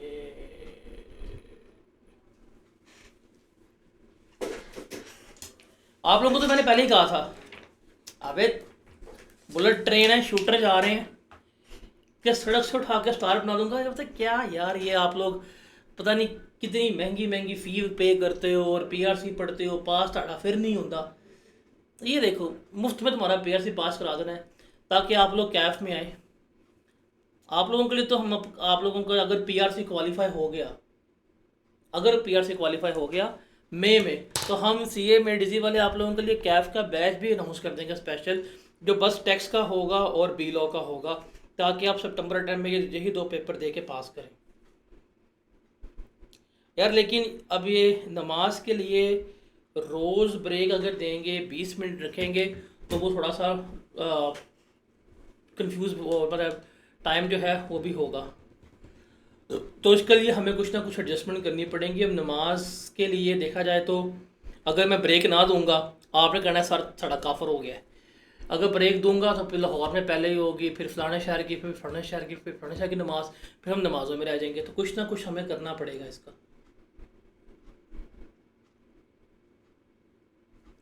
एनीवेज, चलें जी, हम कंटिन्यू करते हैं। तो हमारी लास्ट डिस्कशन जो है वो सारी की सारी इस कैश बुक के बारे में हुई थी कि फेवरेबल बैलेंस क्या होता है और अनफेवरेबल बैलेंस क्या होता है। Is that clear? अब भाई टाइम चेंज कर ले, मेरे पास टाइम नहीं है। मेरी पहली क्लास सुबह 10 बजे होती है और ये आखिरी क्लास में हूँ। बैक टू बैक क्लासेज होती हैं। मैं तो क्लास के अंदर कैमरा ऑफ करके खाना खा रहा होता हूँ, ब्रेकफास्ट कर रहा होता हूँ। की गल कर रहे हैं मम्मा हीर दिया।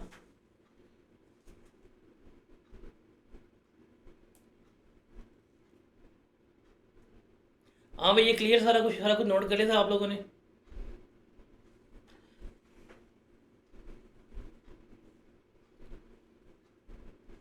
भाई क्वालिटी कैसी है क्लास की, ये बताएं ज़रा। क्योंकि आज हमारा डे 1 था, तो डे 1 में बच्चे ऑन एंड ऑफ थे, तो मैंने आज इंतज़ामिया से रिक्वेस्ट की है, मैनेजमेंट से, कि आप आज की वीडियो जो है ना डे 1 की वीडियो आवाम के साथ अवेलेबल कर दीजिएगा। फिर इंतज़ामिया ने प्रिंसिपल साहब से रिक्वेस्ट की है, और प्रिंसिपल साहब चूँकि मैं हूँ तो मैंने वो रिक्वेस्ट एक्सेप्ट भी कर ली है CMADC की, कि आज आपको डे 1 का लेक्चर जो है वो सबको हम शेयर कर देंगे, ताकि आप सबको पता हो कि भाई ये लेक्चर था और रोज़ लाना है। लेकिन कल से किसी को रिकॉर्डिंग नहीं मिलेगी। रिकॉर्डिंग के लिए जो है आई गेस बड़े नॉमिनल से चार्जेस हैं। अब ये 500 रुपये का तो लोड नहीं होता। आजकल जो सुपर कार्ड है यूफोन का वो 1600 का हो गया हुआ है। तो 500 रुपये में आपको रिकॉर्डिंग और टेस्ट सब कुछ मिल रहे होंगे। और क्या चाहिए आप लोगों को? आई गेस इससे सस्ती तो मौत भी नहीं मिल सकती आपको। मरना भी इससे महंगा होगा अगर कोई ट्राई करना चाहे। तो ये चीज़ जो है वो आप देख लीजिएगा। बस आज की डे 1 की रिकॉर्डिंग चूँकि हमने देखा था काफ़ी बच्चे लेट ज्वाइन हुए हैं, बच्चों को पता नहीं था, बच्चे नशे में नशई भरे हुए थे, चर्च पी के बैठे हुए थे। जैसे अभी एक बच्चे का मैसेज आया हुआ था कि मैंने समझा क्लास 6:45 होती है। बंदा पूछे तुझे, बंदा मारे 100 और गिने 1।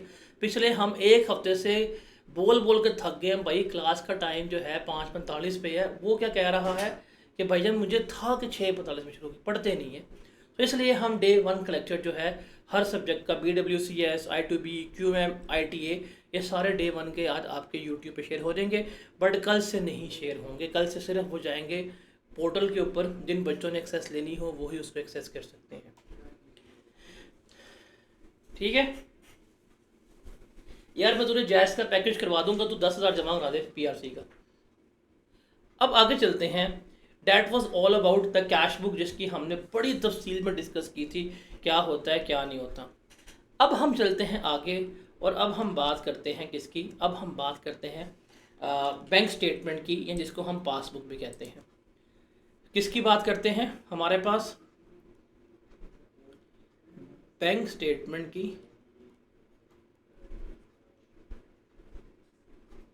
जिसको हम क्या कहते हैं बेसिकली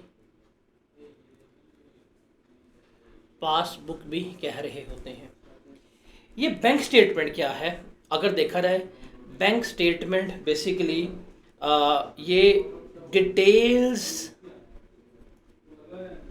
ऑफ आवर अकाउंट है, जो कौन प्रोवाइड करता है, प्रोवाइडेड बाय बैंक। जो कौन देगा, जो बैंक जो है आपको आपके अकाउंट की स्टेटमेंट दे रहा होगा, जिसके मुताबिक आप बताएगा कि आपके अकाउंट में इतने पैसे आए हैं, आपके अकाउंट में से इतने पैसे गए हैं, ये सारा कुछ आपको बैंक बता रहा होगा। आपको बैंक स्टेटमेंट दिखाऊं, ओरिजिनल बैंक स्टेटमेंट दिखाऊं, बताएं जी। क्या कभी ज़िंदगी में आप लोगों ने बैंक स्टेटमेंट देखी है? एनीवन? क्या कभी ज़िंदगी में बैंक स्टेटमेंट देखी है? अमीर लोग हैं, अमीर लोग हैं, बैंक स्टेटमेंट लेके बैठे हुए हैं, 500 दिन दे तुम मौत पे आ रही है। एनीवेज, ये देखें जी, ये है एक बैंक स्टेटमेंट जो आपको इस वक्त अपनी स्क्रीन के ऊपर नज़र आ रही होगी, नज़र आ रही है।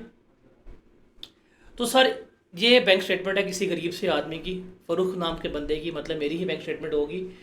खैर आपका जहाँ पे ब्रांच नेम होगा, जहाँ अकाउंट खुला है वो आ जाएगा, ब्रांच कोड है वो आ जाएगा, फिर स्टेटमेंट पीरियड, ये किस डेट से लेके किस डेट तक की बैंक स्टेटमेंट है वो आ जाएगी आपकी, अकाउंट नंबर सारा कुछ लिखा होगा। अब ये स्टेटमेंट का फॉर्मेट होता है कि आपकी डेट क्या, किस दिन कौन कौन से ट्रांजैक्शन हुई है, पर्टिकुलर्स आ जाएंगे, किसने ट्रांजैक्शन की है, कौन करने वाला था, किसको मिली है, वैल्यू क्या थी। ये एक कॉलम बना होगा डेबिट का ये एक कॉलम बना होगा क्रेडिट का, और यहाँ पे कॉलम आ जाएगा किसका, बैलेंस का आ रहा होगा। यहाँ पे क्या आ जाएगा, यहाँ पर अकाउंट आपका किसका आ रहा होगा, बैलेंस का। तो एट द एंड आपके महीने पे आ जाएगा 28 फरवरी से 25 था, क्लोजिंग बैलेंस आ गया कि मेरे अकाउंट में सिर्फ 1278 रुपये जो हैं वो पड़े हुए थे। सी हाउ गरीब आई एम। मुझसे ज़्यादा अमीर तो आप लोग होंगे कि मेरे फरवरी के महीने में 28 फरवरी को मेरे अकाउंट में कितने रुपए थे, 1278 रुपये जो है वो पड़े हुए थे। और यहाँ पे आपको होगा कि भाई टोटल विड्रॉ कितना महीने में किया था, अबे इसको नहीं देखना आपने, टोटल डिपॉजिट कितना आप लोगों ने किया था ये आप लोगों ने बिल्कुल भी नहीं देखा। तो ये आपकी एक स्टेटमेंट सी होती है, ये क्या होती है, आपकी एक स्टेटमेंट सी होती है। लेकिन इस स्टेटमेंट को हमने समझना है, ये क्या है, हमने इस स्टेटमेंट को समझना है। मुझे बताएं ये स्टेटमेंट किसने बनाई है, ये स्टेटमेंट किसने बनाई है, ये स्टेटमेंट बनाई है बैंक ने। ये किसने बनाई स्टेटमेंट, बैंक ने। अब देखें ये हूं मैं, ये है अकाउंटेंट, अकाउंटेंट ने एंट्री क्या पास की होगी। फॉर एग्जाम्पल अगर मेरे अकाउंट में 5,000 रुपया आया हुआ, मैंने एंट्री पास की होगी कि भाई बैंक अकाउंट जो है वो मैंने डेबिट कर दिया होगा, किससे, 5,000 से, कि मेरे मुताबिक मेरे अकाउंट में कितने रुपए पड़े हुए हैं, 5,000 रुपये पड़े हुए हैं, मैंने ये एंट्री पास की होगी। ऐसे ही है, ऐसे ही है ना, मेरे मुताबिक मैंने कितनी पैसे पास किए होंगे, 5,000 रुपये। भाई मैंने डेबिट किया, मैंने डेबिट किया। अब दोस्तों यारों बताओ बैंक ने क्या एंट्री पास की होगी, बैंक ने क्या एंट्री पास की होगी इसकी। अब बैंक पे आते हैं, ये बैंक है, बैंक ने क्या एंट्री पास की होगी, ये डेबिट है ये क्रेडिट है।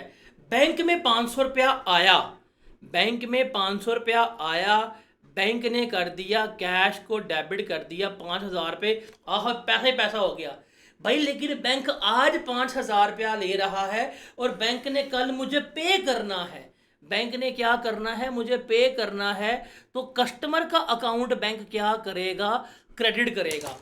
कस्टमर का अकाउंट बैंक क्या करेगा, क्रेडिट कर रहा होगा। Is that clear?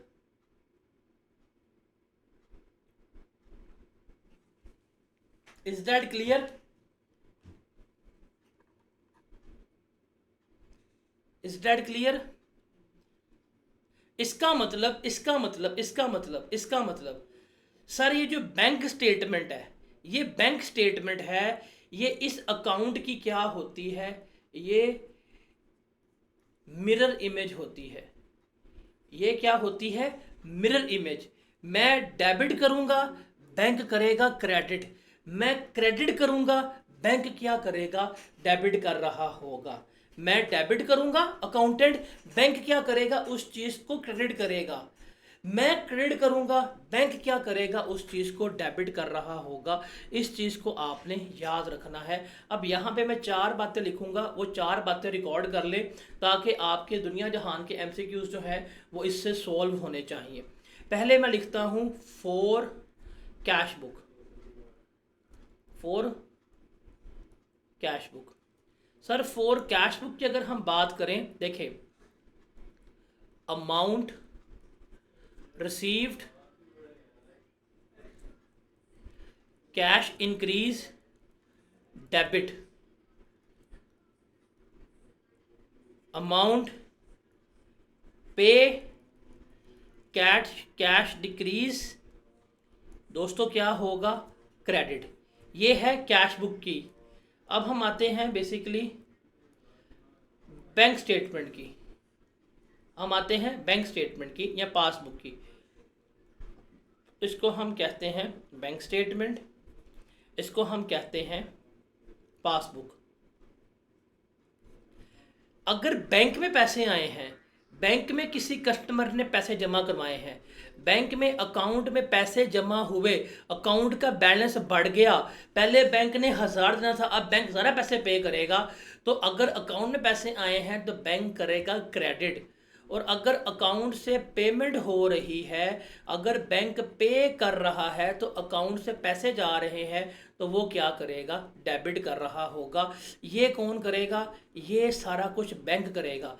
ये कौन करेगा, ये सारा कुछ अकाउंटेंट करेगा। तो बेसिकली इस कैश बुक की बैंक स्टेटमेंट जो है वो क्या होती है, मिरर इमेज होती है। ये चीज़ आपने याद रखनी है। आपके सारे एमसीक्यूज, आपका पूरा बीआरएस का कंसेप्ट इसके ऊपर ही खड़ा होगा। Is that clear?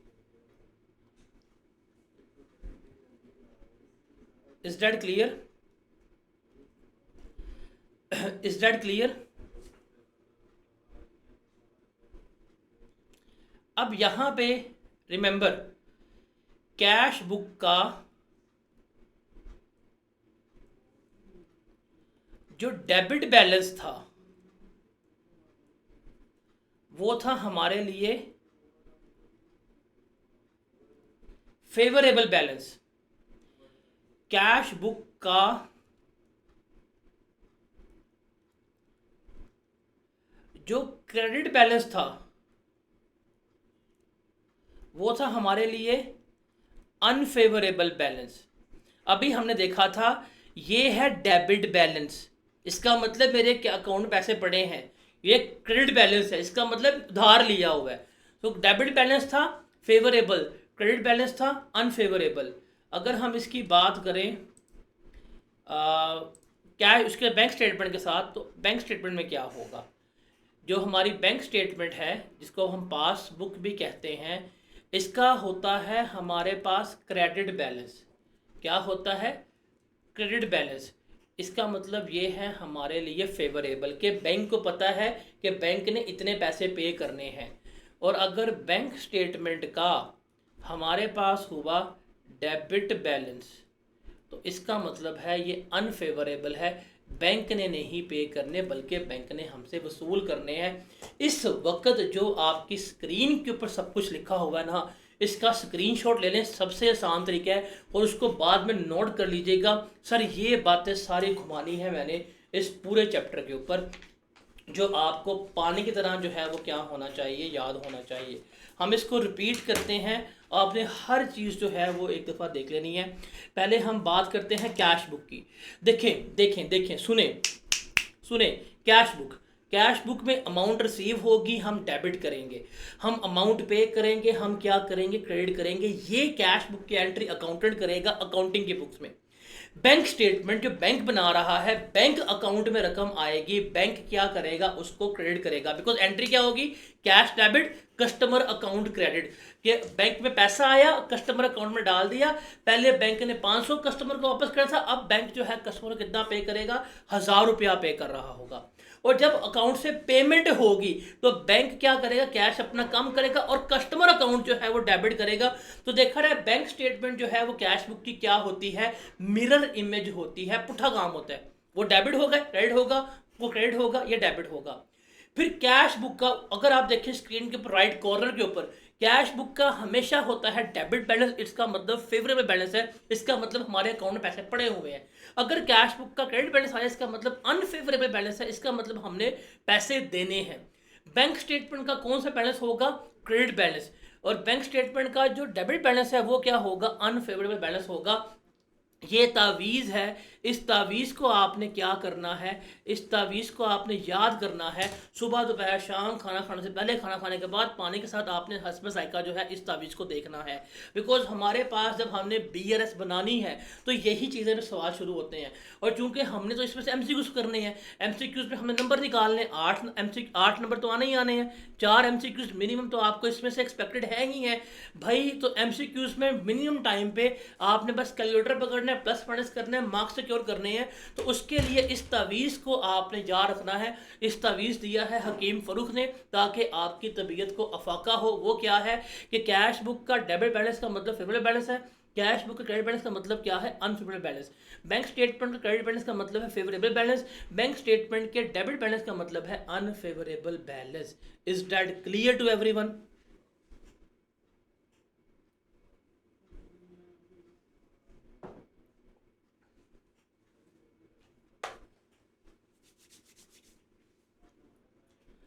जी जनाब, सबको क्लियर है? दोस्तों आप में से काफ़ी बच्चे कह रहे हैं कि जी थोड़ा तेज़ पढ़ाएं। द प्रॉब्लम इज़ डैट भाई तेरी तीजी अटैम्प्ट है। कुछ ऐसे बच्चे हैं जो अल्लाह के मासूम मासूम से पैदा की हुई मखलूक है, जिनकी ये ITA की पहली अटैम्प्ट है। मैंने पहले वाले को भी साथ लेके चलना है। मैंने आपकी तरह जो बुज़ुर्ग हैं जिनके कब्र में पाँव पहुँच के, जिनका ITA पास नहीं हो रहा, मैंने उनको भी साथ लेके चलना है।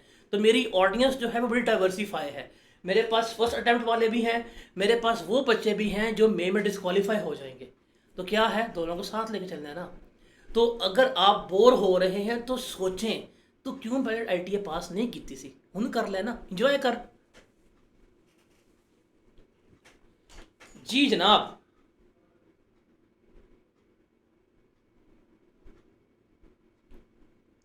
हमारे पीछे कौन सी कोई चीज़ लगी हुई है कि हमने बहुत जल्दी जल्दी खत्म करना है, पेपर पास करना है कि तेज तेज करना है?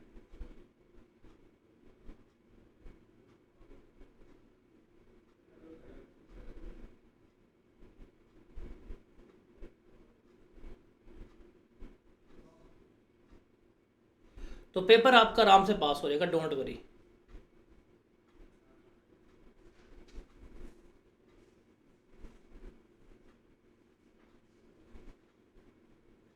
अब ये हमारी ट्रेन है, तेरी बस कितों आई है, इसलिए आई क्या पास नहीं करता। चीज़ कोई और है, चल ट्रेन रही है, उन्हें बस याद आ गई है, मरियम नवाज इलेक्ट्रिक बस वाला। अब आपके सामने ना ये अंग्रेज़ी लिखी हुई है, ये बताएं, मैं थोड़ा सा दाएं तरफ खिसकता हूँ, ये सारी अंग्रेज़ी पढ़ के बताएं, ये समझ आती है जल्दी से?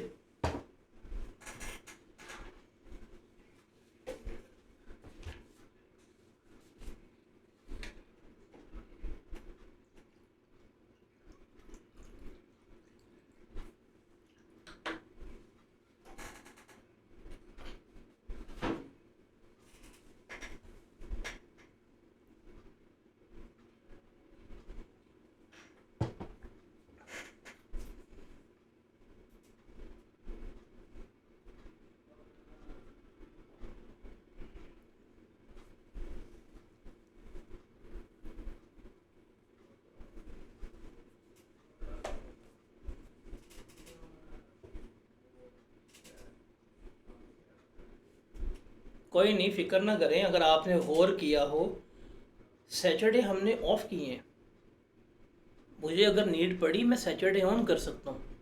आपने गौर किया हो, मंडे को सिर्फ टेस्ट डे है, तो मैं मंडे को क्लास भी रख सकता हूँ। डोंट वरी भाई, मेरे पास बहुत टाइम है। ओवरड्रॉन का मतलब है कि आपने बैंक से ज़्यादा पैसा निकलवा लिए। आप बस फिक्र ना करें, आपका पेपर पास करवाना मेरा मकसद है, सबका पेपर पास हो जाएगा। और आपको इतने कंसेप्ट अच्छे कर दूंगा कि आप लोगों का R1 भी पास हो जाएगा। बैंक चार्जेस का मतलब है जो बैंक अपनी सर्विसेज के पैसे काटता है। SMS services, cash book, cheque book के पैसे काट रहा है, ऑनलाइन ट्रांजैक्शन के पैसे काट रहा होता है, इनको हम बैंक चार्जेस कहते हैं।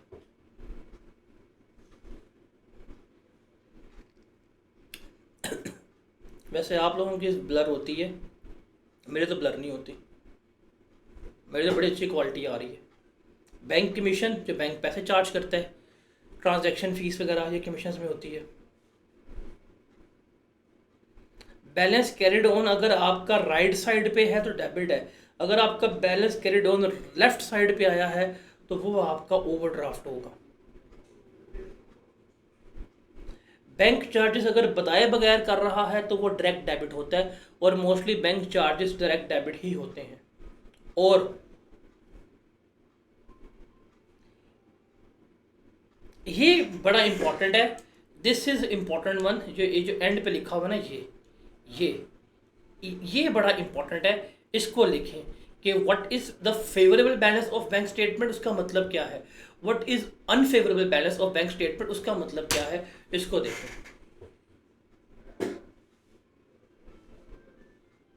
ओवरड्रॉन का मतलब है दोस्त, तुम्हारे अकाउंट में लाख रुपए है और तुमने 1,05,000 निकाले, और जो तुमने 5 एक्स्ट्रा निकाले ये ओवरड्रॉन है। तुमने बस बैंक को 5,000 वापस करना है।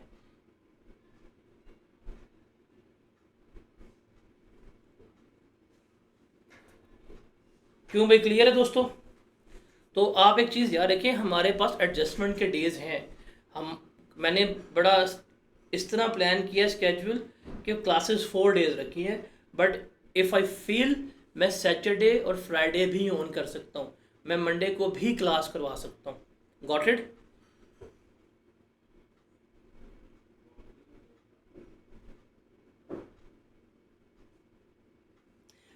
जी, ये सारी अंग्रेजी आप सबको क्लियर है कि बैंक स्टेटमेंट क्या होता है, इसको पासबुक भी कहते हैं। बेसिकली ये वो बैंक का रिकॉर्ड है जिसमें वो तमाम ट्रांजैक्शन को लिस्ट वाइज रिकॉर्ड करता है। जैसे मैंने आपको ये दिखाया, ये एक बैंक स्टेटमेंट है जिसमें तमाम ट्रांजैक्शन रिकॉर्ड हो रही हैं।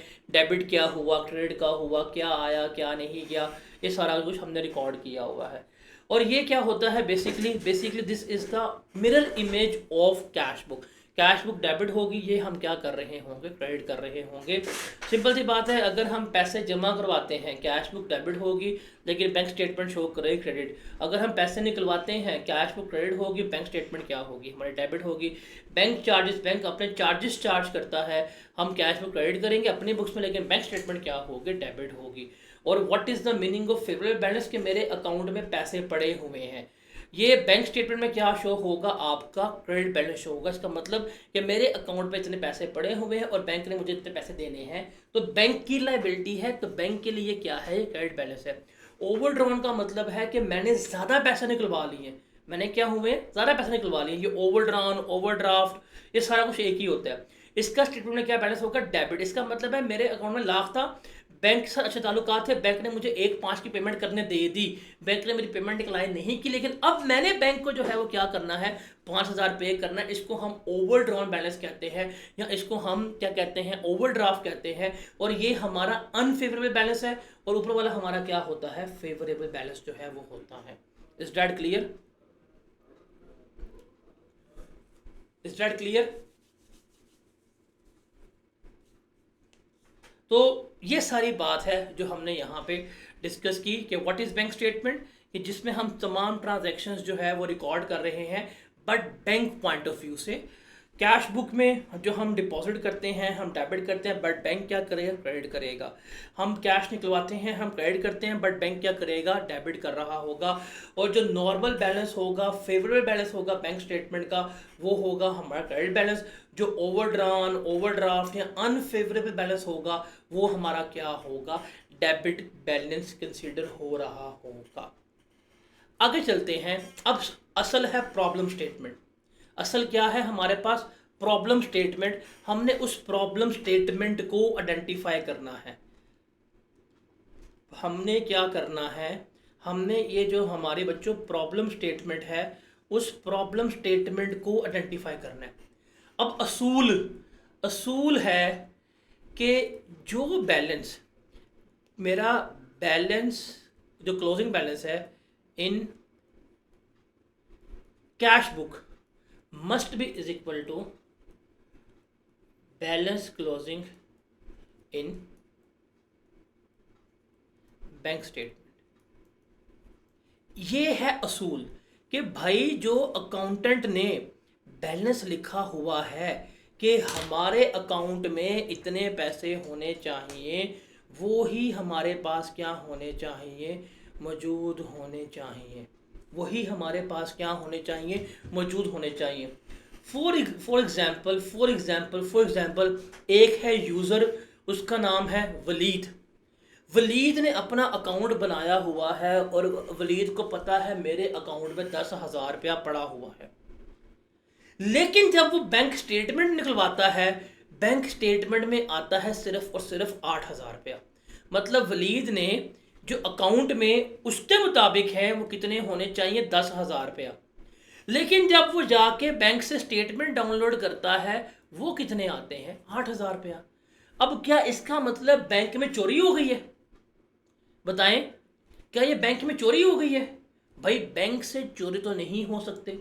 हमने देखना है ये क्यों बराबर नहीं आ रहे, व्हाट इज द रीजन, उसको हमने आइडेंटिफाई करके हमने इसको इसके क्या करना है? हमने इसको इसके बराबर शो करना है। माइट भी वलीद को याद ना हो लेकिन बैंक को याद हो कि भाई साल पूरा हो गया है, वलीद ने अपने डेबिट कार्ड के चार्जेस पे करने थे, वलीद ने नहीं पे किए, बैंक ने काट दिए। बैंक ने ठीक किया, बट वलीद को नहीं पता था। तो अगर वलीद को लग जाए पता कि हाँ मैंने 2,000 रुपया पे करना था, तो वो 2 लेस करे, तो अब वलीद के मुताबिक भी कितने होने चाहिए? 8,000। और अकाउंट में भी कितने हैं? 8,000। तो बेसिकली हमने क्या करना है, जो हमारे पास कैश बुक का बैलेंस है, हमने उसको किसके बराबर साबित करना है? हमने उसको बैंक स्टेटमेंट के बराबर साबित करना है। क्या करना है? जो हमारे पास कैश बुक का बैलेंस है, हमने उसको किसके बराबर साबित करना है? बैंक स्टेटमेंट के मुताबिक साबित करना है। उससे पहले सर ये आपका one of the most important flow chart है, जिसको आपने क्या रखना है? याद रखना है। इसमें से एमसीक्यूज आते हैं। जब भी हम एमसीक्यूज प्रैक्टिस करेंगे, तो मैंने आपको एमसीक्यूज प्रैक्टिस करते हुए स्टार्टिंग में कह देना भाई हम करने क्या लगे हैं, तो वो कैसे फैसला होगा, वो इस फ्लो चार्ट से फैसला कर रहे होंगे। तो इसको आप तस्वीर ले लें, तस्वीर लेके इसको अपने पास सेव कर लें और बाद में आप इसको बेशक नोट डाउन भी कर लीजिएगा। ये है आपका मेन करेक्ट कंसेप्ट का जो हमने लेके चलना है। क्या है कि जो हमारे पास कैश बुक थी, जो हमारे पास क्या थी, जो हमारे पास कैश बुक थी, वो कैश बुक हमारी बराबर नहीं आ रही किसके? बैंक स्टेटमेंट के। ये दोनों आपस में बराबर नहीं है। तो रीजंस क्या है, डिफरेंस की रीजंस क्या है, वो हमने यहाँ पे देखना है। तो there are 4 possible reasons of that variation. Number 1, number 2, number 3 और नंबर 4। ये 4 पॉसिबल रीजंस हैं जो क्या हो सकती हैं, इसकी वेरिएशन की रीजंस हैं कि हमारा balance in cash book is not is equal to bank statement. पहला है टाइमिंग डिफरेंस। टाइमिंग डिफरेंस का मतलब है कि भाई किसी बंदे का कोई फॉल्ट नहीं है। ज़रा इस टाइमिंग डिफरेंस को समझिएगा, ये टाइमिंग डिफरेंस को समझिएगा। For example, just take an example, आपने चेक इशू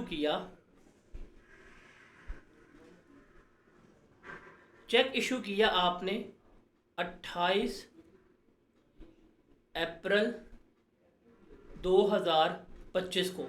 ये जैसे ही चेक इशू किया, अकाउंटेंट ने फौरन क्या कर दी, इस दिन एंट्री पास कर दी और उसने कहा सर हमने तो पेमेंट कर दी है, फलाना बंदा पेमेंट ले गया है। उसने क्या किया, उसने बैंक अकाउंट जो है वो क्या कर दिया?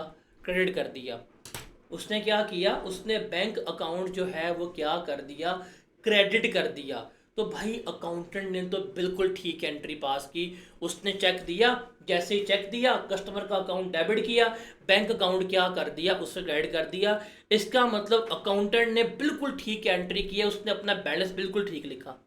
लेकिन कस्टमर जिसको चेक दिया था वो बैंक में गया 15 मई 2025 को।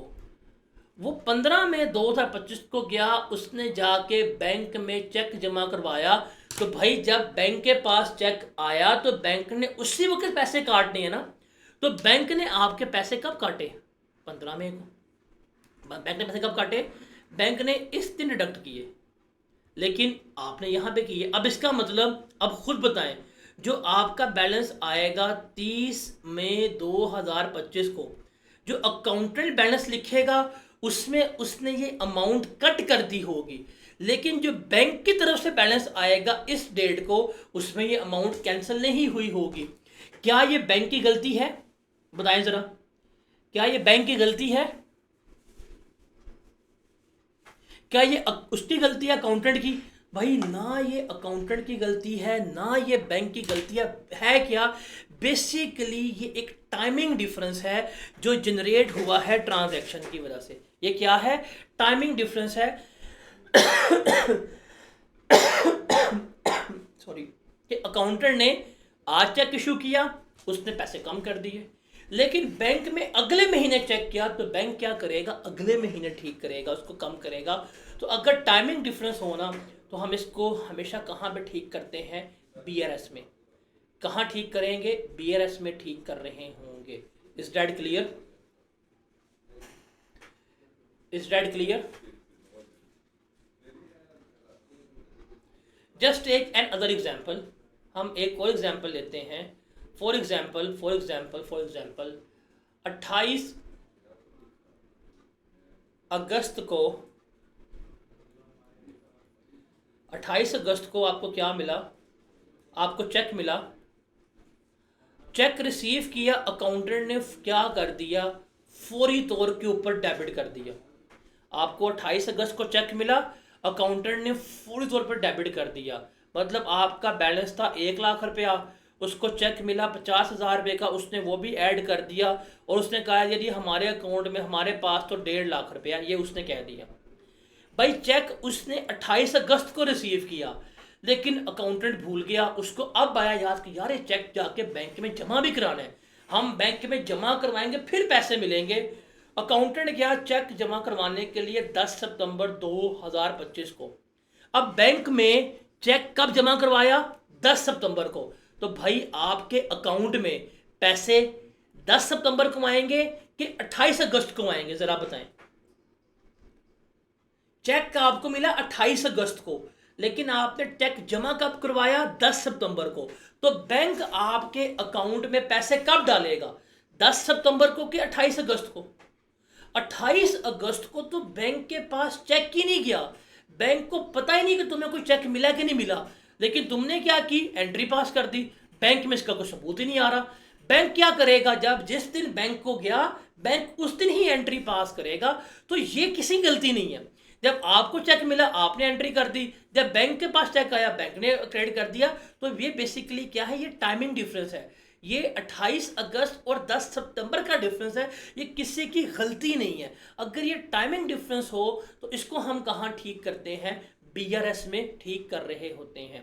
कहाँ पे ठीक कर रहे होते हैं, बीआरएस में, बैंक रिकंसिलिएशन स्टेटमेंट में बना के इसको ठीक कर रहे होते हैं। Is that clear?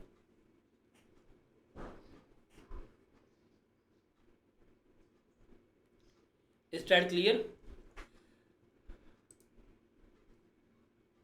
तो इसमें याद रखिएगा, इसमें एक वर्ड होगा इस्तेमाल अनप्रेजेंटेड चेक का। एक वर्ड इस्तेमाल होगा अनप्रेजेंटेड चेक का, एक वर्ड इस्तेमाल होगा अनक्रेडिट चेक का। अनप्रेजेंटेड चेक का मतलब वो है कि जो बैंक में जमा ही नहीं हुआ था पेमेंट के लिए। लिख लो, आसान अल्फाज में लिखवा रहा हूँ। अनप्रेजेंटेड चेक का मतलब है कि ये वो चेक है जो बैंक में पेमेंट के लिए जमा ही नहीं हुआ था। अनप्रेजेंटेड चेक का क्या मतलब है कि ये बैंक में पेमेंट के लिए जमा ही नहीं हुआ था। और अनक्रेडिटेड चेक का मतलब है कि ये बैंक में पैसे आए ही नहीं हैं। अनप्रेजेंटेड पेमेंट के लिए होते हैं, अनक्रेडिटेड जो है वो रिसीट्स के लिए होता है। ये किसके लिए है? रिसीट्स के लिए। मुझे कस्टमर से चेक रिसीव हुआ और मैंने जाके बैंक में जमा ही नहीं करवाया, इसको कहते हैं uncredited cheque. I am repeating it, ध्यान से सुनिएगा, फोकस होकर सुनिएगा। मुझे कस्टमर से चेक मिला, फॉर एग्जाम्पल हमारा कस्टमर का नाम है अलीना। जो अलीना है उसने मुझे चेक दिया 10,000 रुपये का। मैंने 10,000 वाला चेक लेके अपने पास रख लिया और मैंने जाके अभी बैंक में जमा ही नहीं करवाया। जब मैंने बैंक में जमा ही नहीं करवाया तो क्या बैंक मेरे अकाउंट में कोई रकम ट्रांसफ़र करेगा? बताएं ज़रा, नहीं करेगा ना। तो डैट इज़ अनक्रेडिटेड। अभी हम जाके इसको तफसील में डिस्कस करेंगे। और एक है अनप्रेजेंटेड, एक है अनप्रेजेंटेड।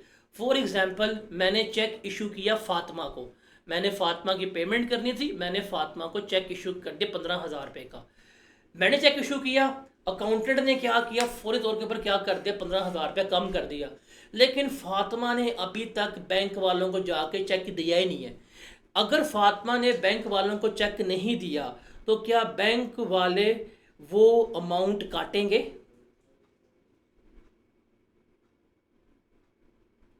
बताएं। तो इसका ये है अनप्रेजेंटेड कि फातिमा ने अभी तक बैंक के काउंटर पे जाके चेक जमा ही नहीं करवाया। तो जो प्रेजेंट ही नहीं किया वो अनप्रेजेंटेड। और जो मैंने चेक मिला, जो मैंने बैंक को नहीं दिखाया जिससे मुझे पेमेंट आनी थी, वो क्या कहलाएगी? अनक्रेडिटेड चेक कहला रहा होगा। Is that clear?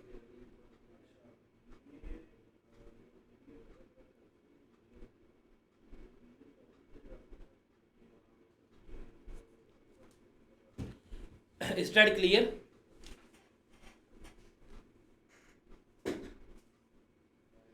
जी जनाब, इसमें कोई सवाल है तो बताएं। What is unpresented cheque? What is unpresented cheque? बताएं। देखिए जी, ये बिजनेस है और ये है बिजनेस ने इसको चेक इशू किया, बिजनेस ने क्या किया, इसको चेक इशू कर दिया।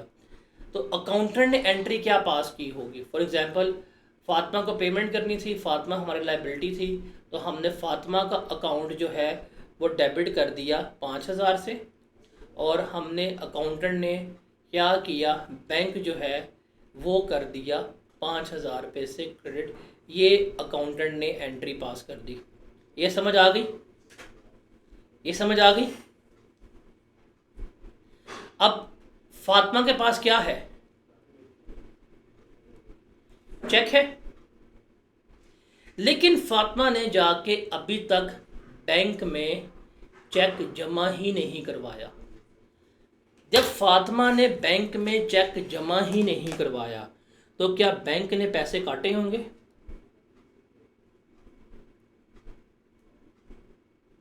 क्या बैंक ने पैसे काटे होंगे? नहीं ना। अब देखिए, जब अकाउंटेंट ने फातिमा को चेक दिया उसने बिल्कुल ठीक बैंक कम कर दिया।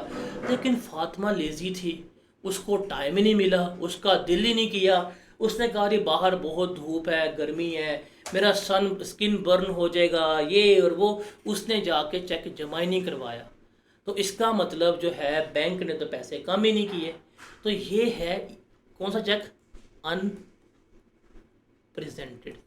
ये कौन सा है? अनप्रेजेंटेड चेक कहलाएगा। Is that clear?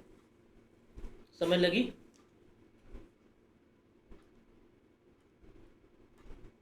अब हम आते हैं यहाँ पे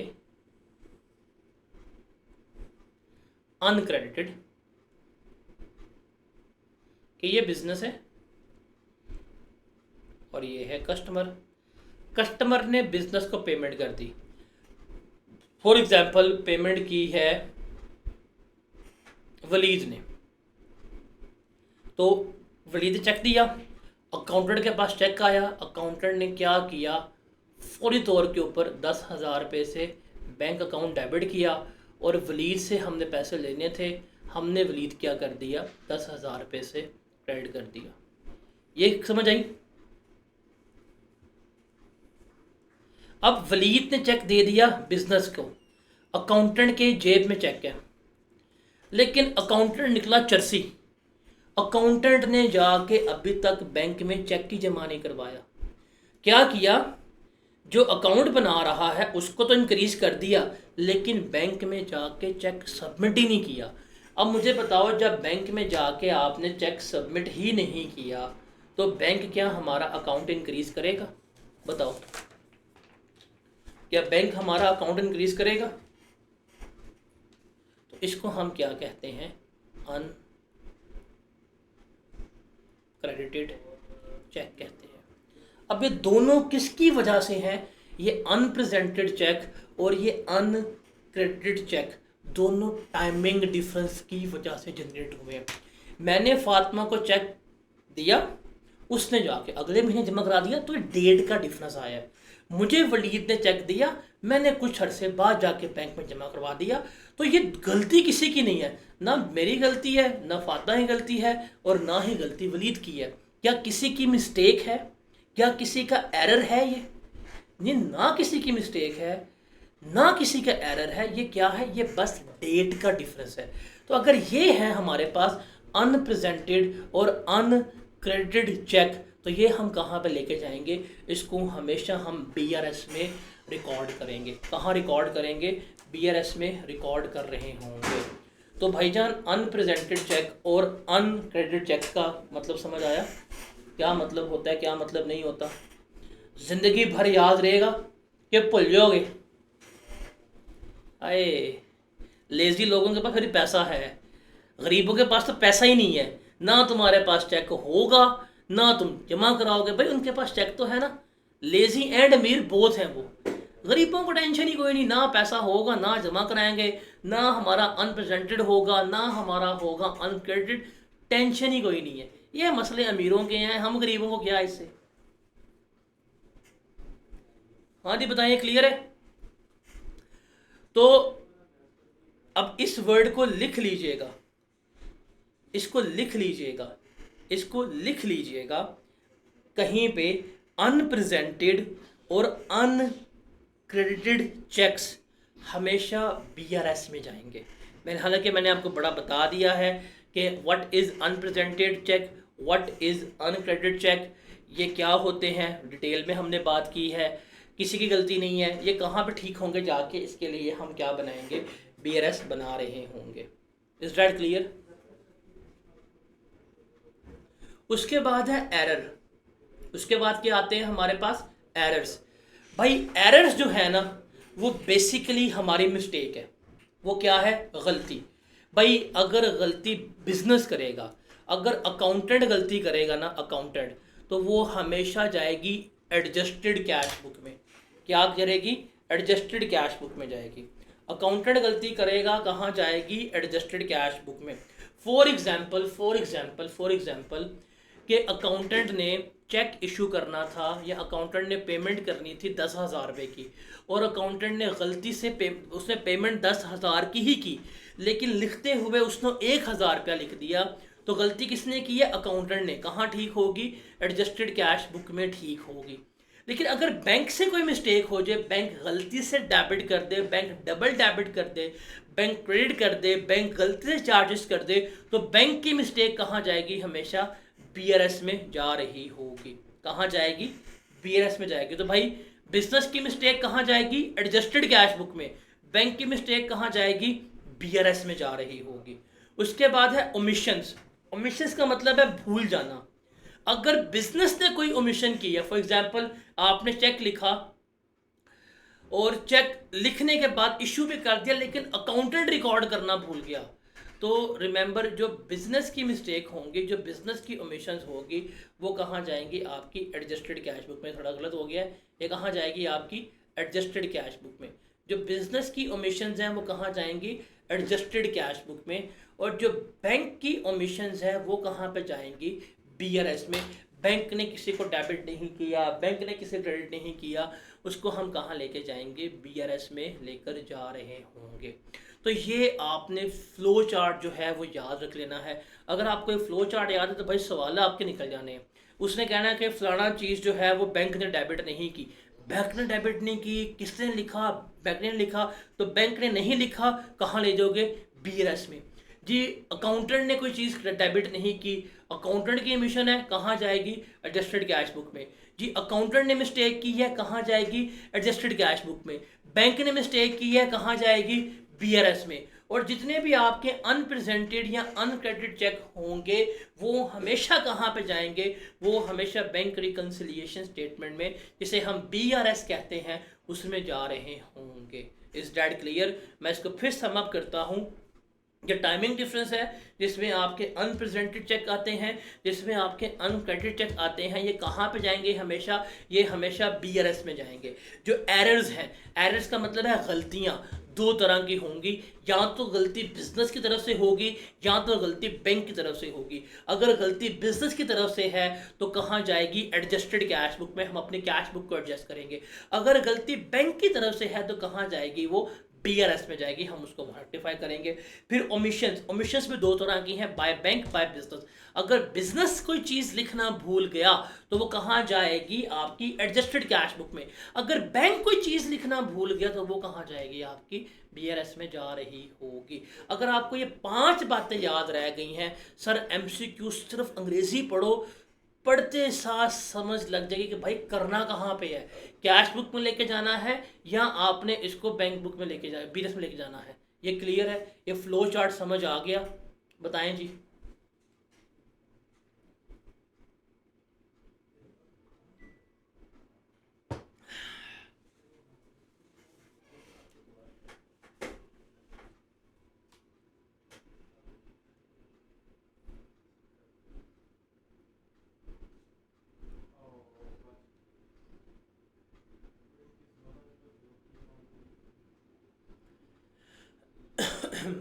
ओमिशंस है।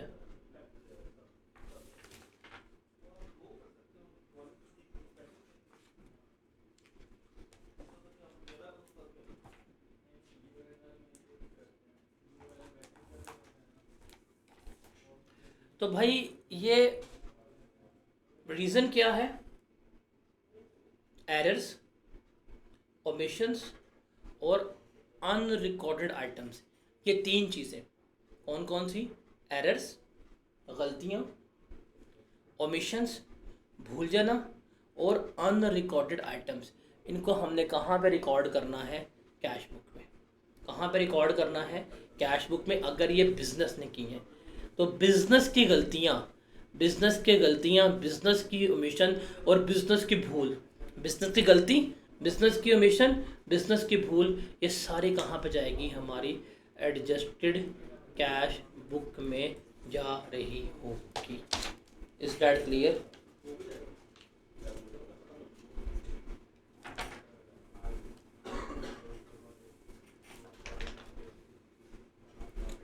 Is that clear? चलें जी, आपका डे 1 था। वैसे हमने वाइंड अप करना था लेकिन आप लोगों की बैंड बज गई है, तो हम इसको यहाँ पे रखते हैं। कल हम कंटिन्यू करेंगे। आई गेस आप लोगों को थोड़ी बहुत ना एनर्जी लेके बैठनी चाहिए। आप लोगों ने तो बस पढ़ना है, मैंने तो पढ़ाना है, और मैं सुबह से क्लास करवा रहा हूँ, तो थोड़ी एनर्जी लेके बैठा करें आप लोग, ताकि हम चीज़ों को फाइंड अप करें।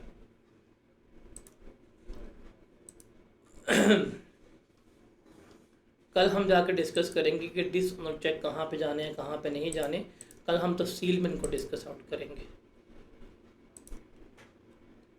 ठीक है जी? तो यहाँ तक समझ आया? डे 1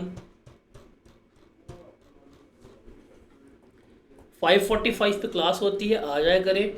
बट कल मैं नमाज के इतना लंबा ब्रेक अफोर्ड नहीं कर सकता। आप देखें ना, आधा आपने 25 मिनट का नमाज का ब्रेक लिया है, तो इतना लंबा ब्रेक हम थोड़ी कैरी कर सकते हैं। तो उसको ज़रा फिर कल देखिएगा ताकि आप लोगों को लेके चलें। तो आपने स्केजूल अगर देखा होगा तो आप, हमारे पास डेज़ हैं, हमारे पास फ्राइडे का दिन भी है, हमारे पास सैटरडे का दिन भी है, हमारे पास मंडे का दिन भी है। तो हम जो एंडिंग डेट सिलेबस की है, हम 3 अप्रैल तक ही सिलेबस को वाइंड अप करेंगे। हमारा मकसद जल्दी जल्दी सिलेबस करना तो है, बट हमने डिटेल में करना है और हमने पेपर भी पास करना है। मेरे ख्याल से आज के लेक्चर के बाद कोई बच्चा ये नहीं कह सकता कि ये डिटेल नहीं था। मेरे ख्याल से ये इनफ डिटेल्ड था। इतना डिटेल तो कभी भी आप लोगों ने अपना रेगुलर में भी नहीं पढ़ा होगा। समझ आया? चले जी भाई, आपको वो बंदा पढ़ा रहा है जिसके स्टूडेंट जो हैं वो टैक्स R1 में मेरिट सर्टिफिकेट लेते हैं। मैं भी आपसे वीडियो शेयर करता हूँ, देखिएगा, हाईएस्ट नंबर ऑफ स्टूडेंट्स हैं। तो आप ITA पढ़ा रहा हूँ तो मज़े का ही पढ़ाऊँगा।